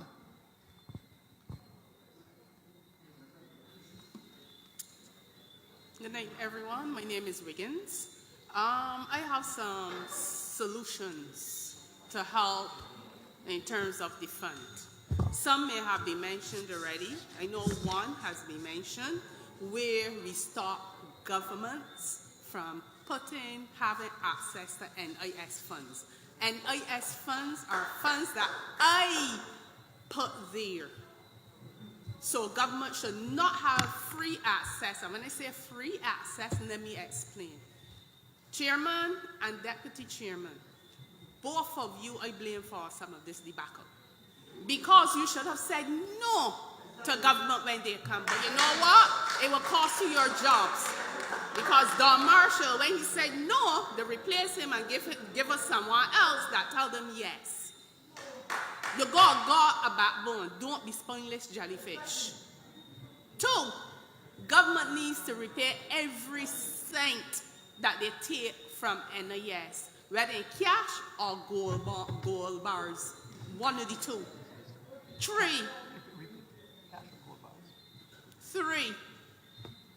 we, the contributors to the fund, want to take both the chairman and the deputy from being compromised.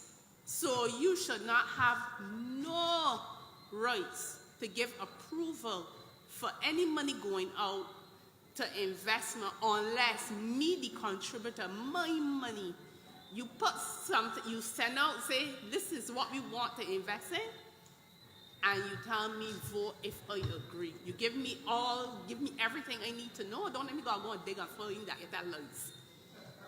And I will say, yes, I think this is a good investment. This is the reason why I think it's a good investment. You have my blessing. But tell me, NIS invest $60 million in a 4 season. That ain't nothing for them to invest in. They ain't getting no return on investment. You got 2 buildings up there that NIS build. What return on investment they get him when government sit him down in the offices? What return on investment they get him? I want to telling me that when making good decisions when it comes to investment, I say no. I say no. Now, the lady made an interesting point there, and I agree with her. I'm trying to remember what point she made. Can't remember that point. No, the next one. I think all the citizens of Barbados should do a class action lawsuit against the government and make them repair, as I said, every cent in gold bars or cash. You see the paper that government has NIS holding? Tell me, when I really think when I get back anything? They got pensioners crying now when they tell them they can get back the little money when they decide, all right, let me buy the bonds, help Barbados, and then can get back my return for my pension so I can live good. We got a lot of pensions out there suffering because of government paper. That needs to stop. So, gentlemen, chairman, and when I got backbones to tell the government no going forward, that is what I want to know. And increasing the age is a no-no. You need to bring in younger people into the system who can work longer. When I hit sick, I would like to retire all right now. And that's the truth. I would like to retire all right now, and that is the truth. You think the average lifespan, I hear that the deputy said is 80. I disagree with you, sir. The average lifespan anybody is given is 70 years. I would like that when I retire, I got 15 years of good enjoyment for retirement. I am not working to no 67, nor no 76, nor no 72. I would like to retire at 55, but that ain't possible neither. So I take the 65. Increasing the payments, not the issue. That will not help either. Because we did that back in the day and said, oh, it gonna help. It help? No. You know why? When they're using the excuse that people falling out of the system, that's the issue. I would like to know from the actuary, because you're the 20 years in the business, how much money government take out the NIS and they pay back. I want every cent. Government need to pay back me money, and you need to put that as one of your recommendations. But sir, you look your job and you want to keep getting the paper roll. Don't do that.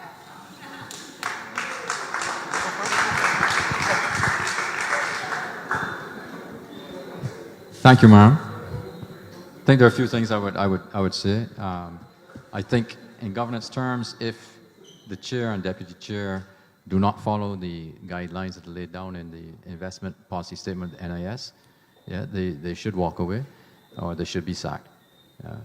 Certainly that would be my attitude. And if, as has been the case in the past, that the decision is imposed on them, they then might want to think to themselves, what am I actually doing on this board?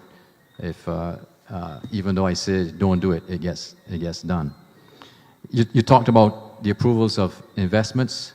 I don't want to misunderstand you. I think you were saying you would like to have a voice in that. I just want to say at the moment, the NIS has a dedicated investment unit. I think there are 4 people and 1 more to join who are highly qualified. They are professionals. They scour the market for investments. They analyze them, and they present the papers to the board. So the board is not going around choosing these investments. And I think it would be a bit unwieldy to have citizens actually vote on whether they want to improve a project or not without the necessary financial training to make a good assessment. If in retrospect, when the reporting is done and these things continually do not work out, well then you should have recourse to say that investment unit is actually not doing its job. More broadly, we have to invest. It's very important we have to do it properly. You know, we have to have professionals in there to actually make the assessments and do it properly. I think I heard, I'm not sure if it was you or the previous lady referred to Four Seasons. I'm going to say the money that NIS put into Four Seasons was $9 million.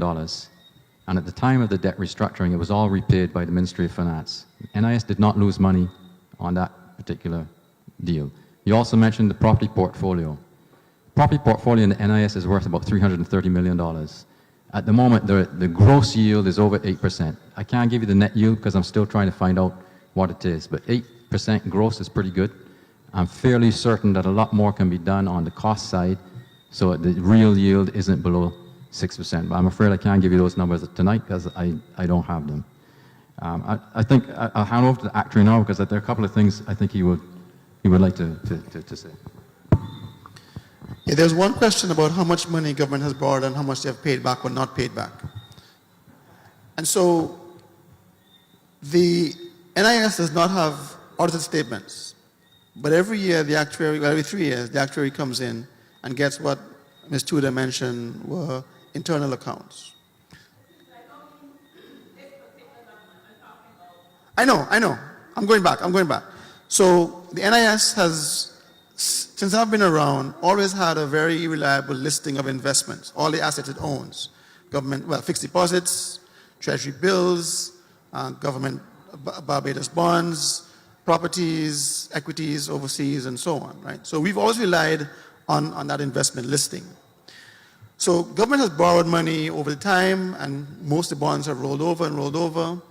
And for the first time in 2018 was when the NIS actually did, government restructured, and instead of owing NIS 3.9 billion, they ended up owing them 2.9 billion. So like $1 billion was lost in debt restructuring for the NIS. So that was the first time that I'm aware of, right, that the government had not either paid back or will not be paying back any money to the NIS that they borrowed in the past. And that was about in net $1 billion in total for all five funds, right? So that's one thing. The other thing is that investments come with risk, and it's a job of the investment management team to assess each opportunity. Some of them will do well. So for example, on the stock market in the US, last year would have been a fantastic year. So far this year, it's going to be a down year, right? But over the long period, equities tend to outperform other investments. And so when you're in big money business, for lack of a better word of saying it, right, there's going to be some good, there's going to be some bad. But overall, if you go in making informed decisions by doing research properly, assessing each investment opportunity with the risk and the rewards, you should come out on top most of the times. And if you look at the graph in the report that shows the investment curve, investment yield, historically, it's been very good. The investment returns of the NIS have been very good over time, averaging over 5%. They were over 6% for almost every year between 83, 84, and up to 2015. Over 6%, right? Most of the government bonds. So in terms of the investments themselves, for the most part, they've been good. Having too many eggs in the government basket came back to haunt the NIS 4 years ago with debt restructuring. But as I mentioned earlier, debt restructuring really was a loss for NIS, right? A savings for taxpayers. So it essentially made Barbadian taxpayers cost neutral. And the goal of debt restructuring, I believe, was to make Barbados stronger. And so hopefully that pans out. And every dollar that the government owes NIS, it's now about 2-point-something billion. Whenever they mature, whenever they become due, they can pay them back. That's the anticipation, that's the expectation.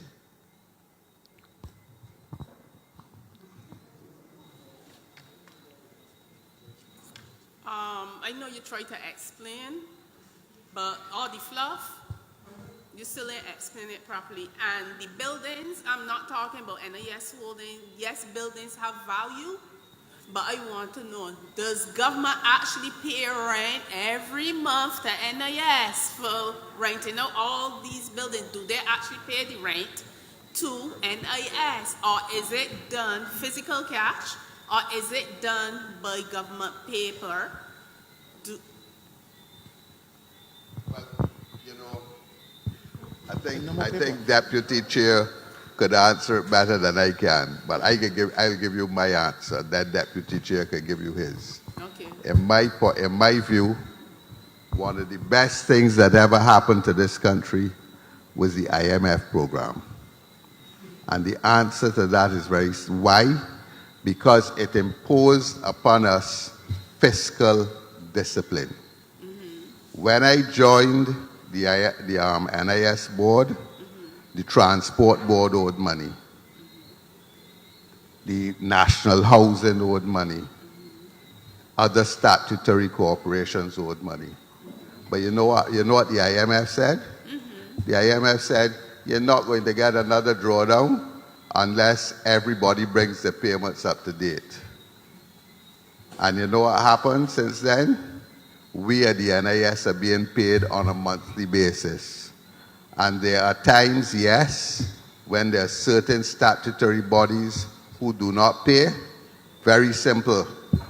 You call up the Ministry of Finance and you say, this statutory body owes us 2 months rent or 2 months contributions. And you know what happens? We get it. So yes, currently I can assure you that we are getting paid, and I think I could be wrong. I know the IMF program is coming to an end soon, and perhaps we may go into another one. I do not know. But the point is, fiscal discipline for the entire country of Barbados, in my view, was the best thing that ever happened to Barbados. Okay, glad to hear that.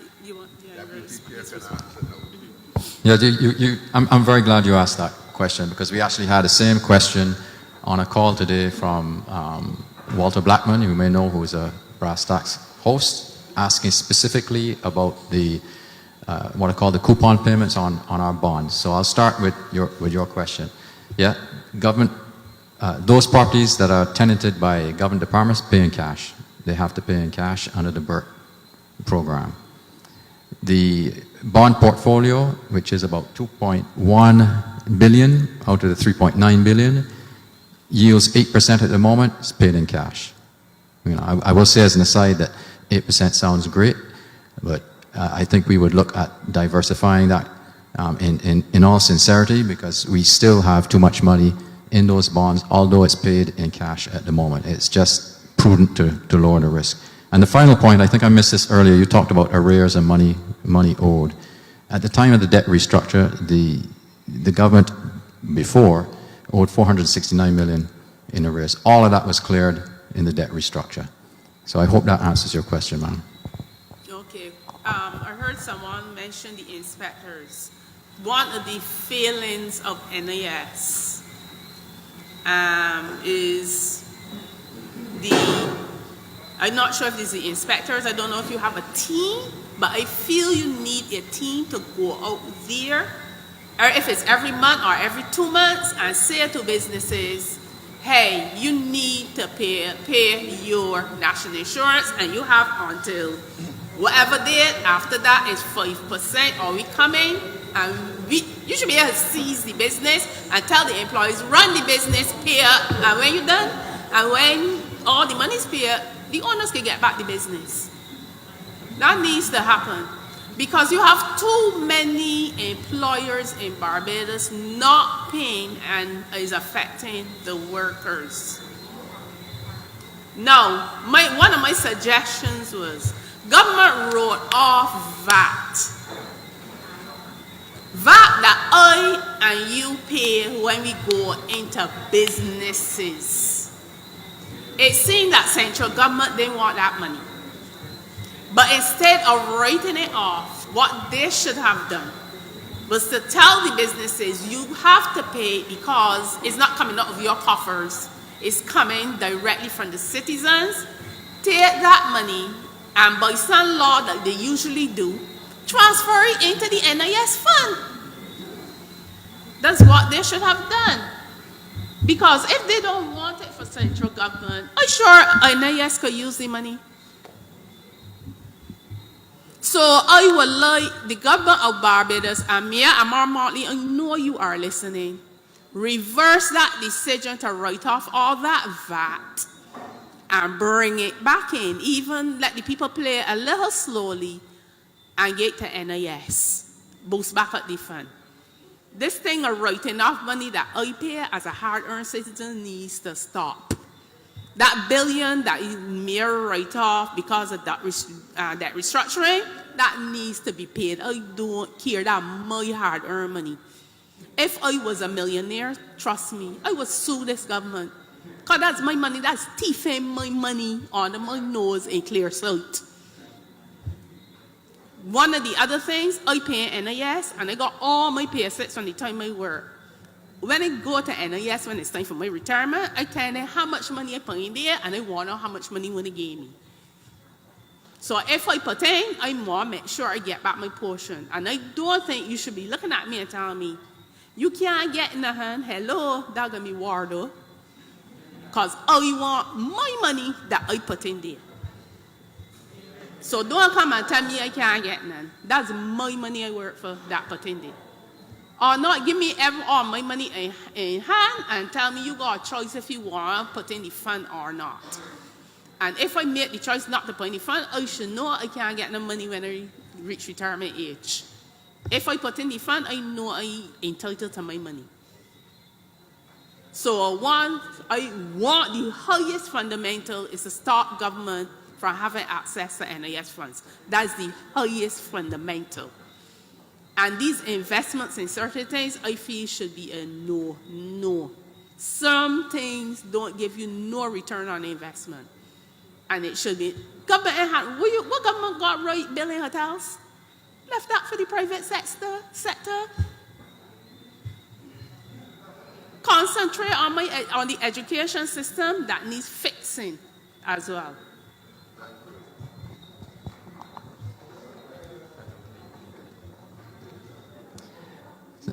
Thank you, ma'am. May I just say we've got about 10 minutes left. If anyone else would like to come with a question.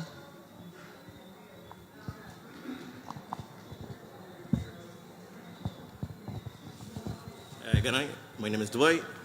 And well, my first thing is that I saw the two options perpetuated by the media, which would have been the increase in the pension age, and the second one was reducing the maximum pension, which I think both are uncreative. All right. The first one, we talk about increasing the pension age, we also got to look at unemployment. I saw from the figures that it was 30,000 people less working than before. So if you increase the pension age, you also stop the younger people who want to work and who can contribute for much longer to actually work and contribute to the fund. This is in itself a multifaceted problem that NIS is facing, and I don't think NIS alone should be in this. Not only just cabinet, there should be someone from the health sector here, because if you're allowing me to work to 72, how effective will I be at 72? How effective will you be at 72, Ms. Natural? How effective will you be at 72, ma'am?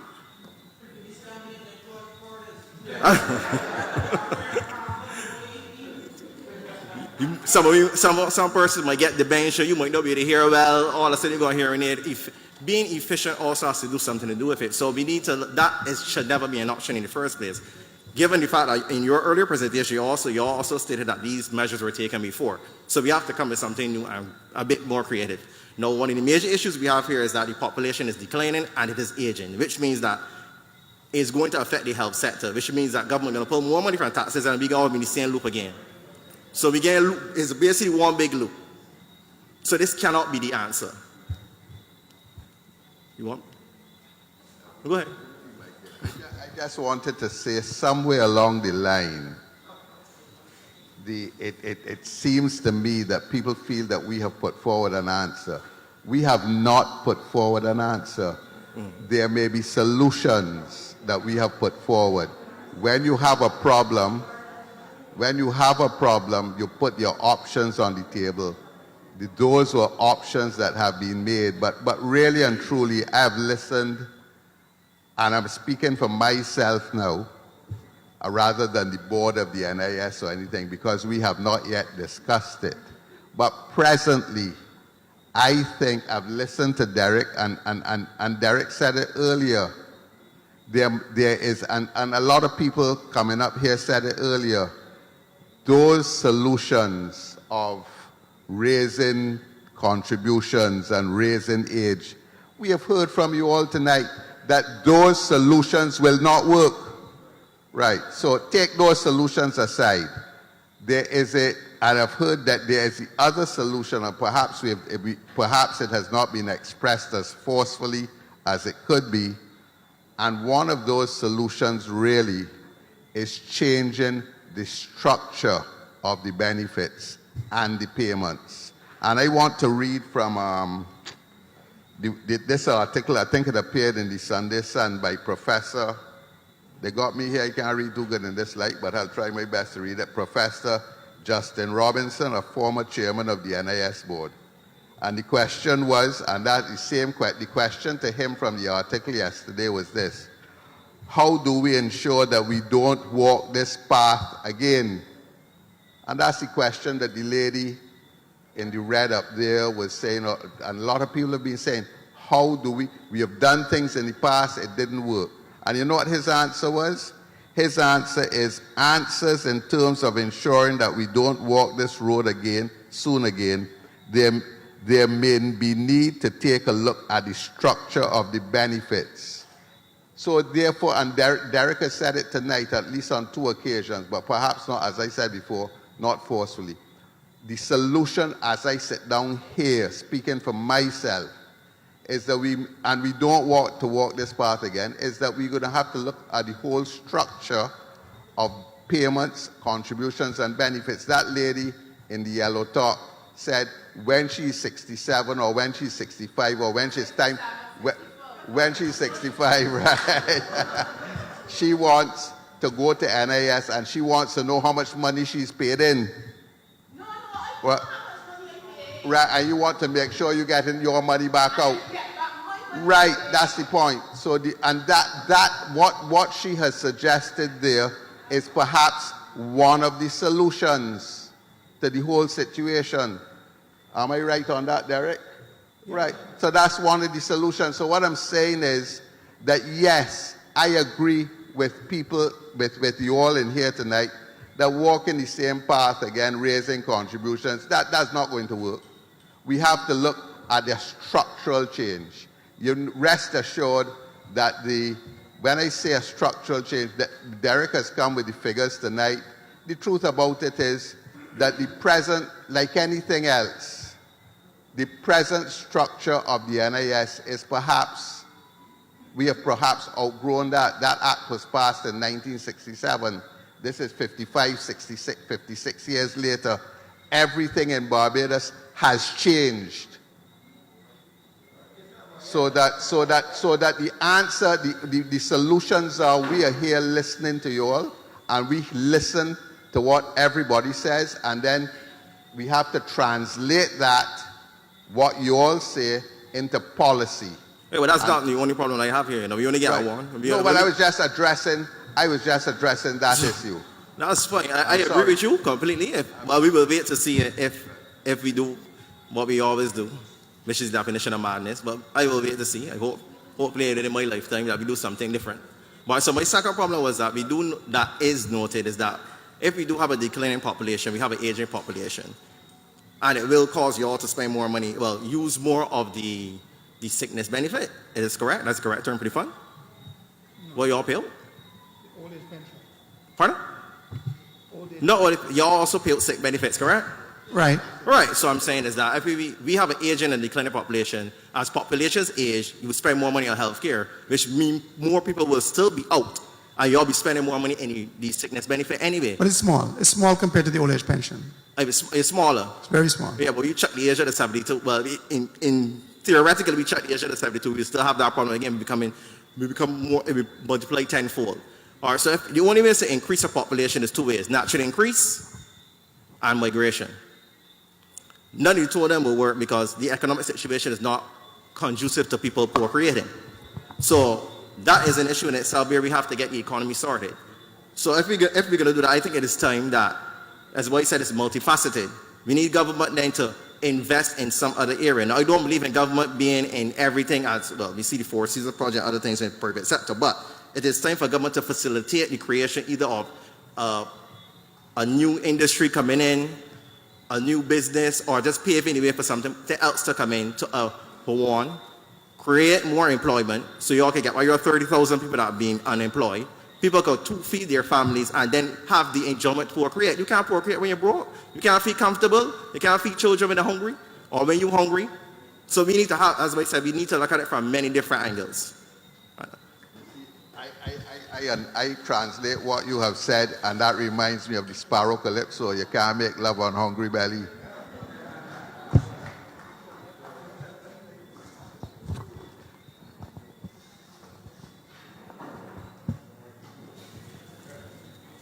I remembered something I had not spoken about.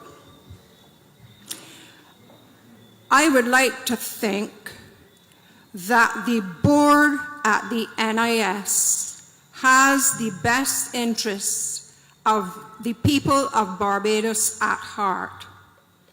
To that end, I believe that the board members of the NIS should declare the other boards they serve on to make sure that there are no conflicts with the money that is going out of the NIS. So I believe that every board member should declare the boards they serve on, and any board member being elected should have to declare the boards they serve on before they are elected.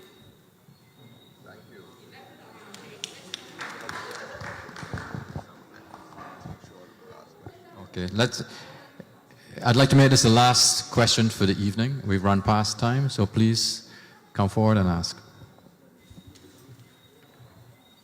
Good night. My name is Chantal Aline, and I don't necessarily get involved with this kind of thing, but as a young person and hearing of all of the possibilities of changes that might come about, I'm a little scared. And I am an entrepreneur as well. Over the last couple of years, switched over. I'm a mother of 4, so I think I significantly contributed to the economy. Okay? But my thing is, I've been hearing from the time I have been going to school, right back down to the Minister of Education at that time, saying how we need to increase the population. We need the women, in layman terms, to breed. We need more children. But really and truly, I didn't plan to have 4. I ended up with 4. And I will not change anything because I am blessed. Every time I got one, I was given all the opportunities that I can be able to provide. I am one also that was very fortunate within the NIS scheme with my husband as well, in terms of the maternity leave, sickness benefits, whatever the case may be.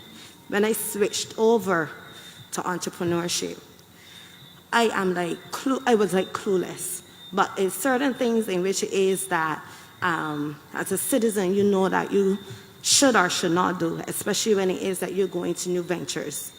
And I'm saying that to say, like, when it is that we try to get, with the banks and all these things, all these things have to be provided in order for you to get through.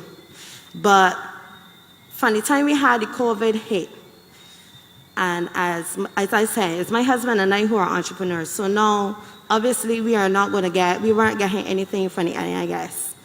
I had to make sure during the shutdown to pay NIS for my employees to make sure that they can get their contributions. Because how I see them, if they can't eat, I'm not going to be able to eat. But my husband and I, when Mia and Marlene had implemented the $500 for the employers, for each person for either the 2 to 3 months that we were on shutdown, that was nothing. And obviously, as a household of 6, it's hard to say that you got dipping and you still got paid for your employees. No, I know there are employers out there who does not pay, and that's very unfortunate. But another point in which was mentioned tonight that I think that should be really looked at is education. A lot of people out there still really do not understand or know how important the NIS contributions are for them in the long run because of a lot of horror stories that they hear people having troubles either getting or they don't know what they're going to get when they get this age. And now this whole thing with the pension plan probably will be depleted. It is scary. I am at the stage, if I had the option of the money which I pay to NIS, I would put in a separate account to guarantee that when it is I get to my pension age, I have money.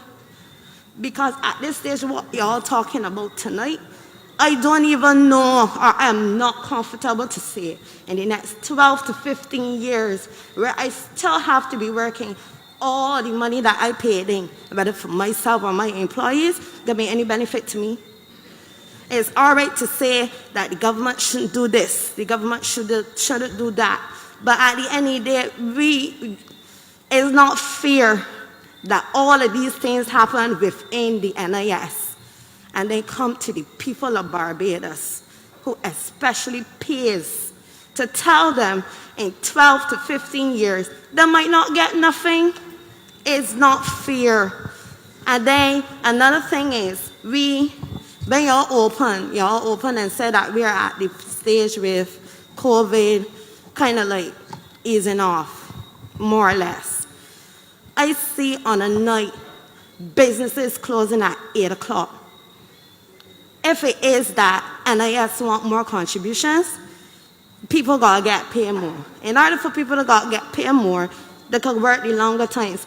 I find with this COVID, a lot of businesses take this opportunity to cut down people's pay and not extend back the time and shutting down the country. When something to drive about after 9 o'clock, the road dead.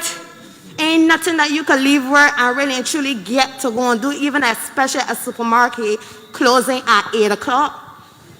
And the only way for people to pay a little more is to extend the time. Years ago, we was even saying why it is that we can't structure Barbados in a way to work half a day, like make more things that can be relevant to 24 hours and extend the payment time of people to pay more into the NIS as well. And then this whole catastrophe fund y'all having, I don't even, like, I really would like to know what that catastrophe fund covers. And then on the other aspect that I would like to speak about is the maternity leave. Now, obviously being a mother of 4, I can tell you, it is not attractive for a lot of Bajan women to get children in this economy. It's getting harder and harder. And then you got to deal with some employers that ain't want to pay, want to find that as a reason to cut you off from paying, to come back to work. And then you're going through the NIS, probably only to get 12 weeks for a maternity leave. You got to make it more attractive. It's just like in any business. If you give some, you get back some. So if you extend maternity leave in a way of like 4 to 6 months or something to give the parents more time, you might get encouraged to people to bring more children because you just got to give to get. That's my first thing. So thank you for those comments. And I'll just say one thing before we leave. Under the worst case scenario, if the fund ever is depleted, it does not mean no more NIS. NIS will still collect contributions every week, every month to pay whatever benefits it can. Okay, so don't think that the projection that NIS the fund may be depleted means that all your money that you put in so far is for naught, right? And the reason we're here is to kick off that discussion, consultation, to save the NIS, right? And so what we heard a while ago was a good example of a young lady who's benefited from the scheme. NIS was there when it's her turn to get.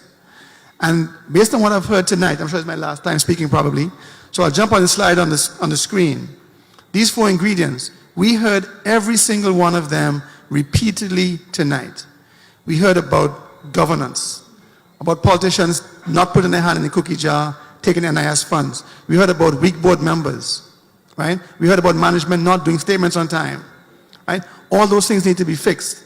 We heard about systems. The registry, someone dies yesterday, the family comes in tomorrow, NIS knows in 5 minutes. Systems. The lady who wanted a central database. Right. Systems to allow self-employed people to pay where they are. They go to the rum shop, they go to the store, or on their phone, they had a good day, a good vendor day, a good fishing day, a good taxi day, send $100 to NIS with no forms, no due date, just flexible, right? That is good design and systems. Good design, we talk about 55 and 2022. Let's make sure that we look at where we are today, right? What's available to us, what's important to us, and design NIS the way it should be designed today. And finally, the economy, right? Out of our hands. But I think if each of us puts our best foot forward, right? Give a fair day's work and the economy, we talk about employers and so on, encourage people to come back home, right? Grow the population, right? And attract investment, and all these 4 ingredients can come together for a stronger NIS.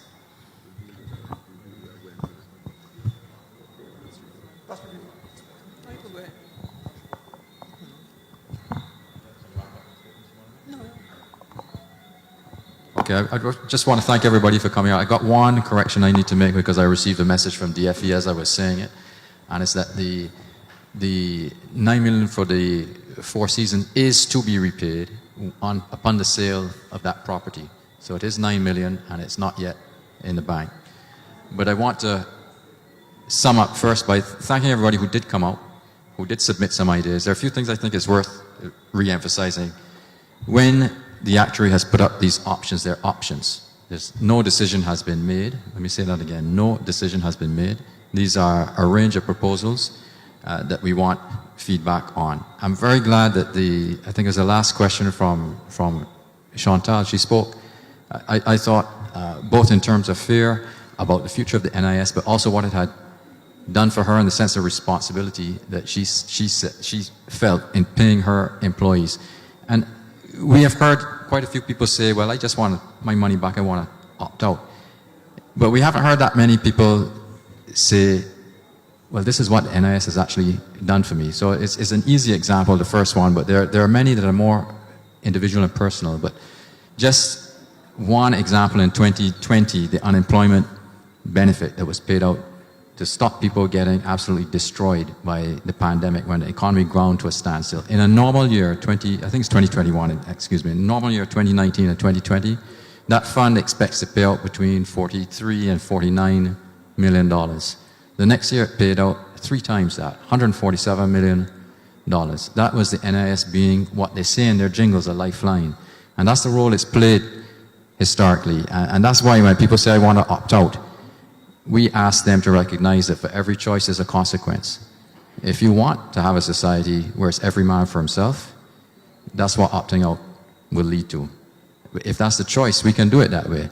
But this is not what we're recommending. So once again, thank you very much. Our view, I hope we've managed to express it adequately, is that we do have a big structural problem. I call it the shoes earlier. Our benefits have outrun our capacity to pay them. This is the fundamental issue, but there are other very, very important issues that everyone here who spoke has raised, and we're looking at all of those, and we're collecting the information that we can. So thank you very much, and good evening.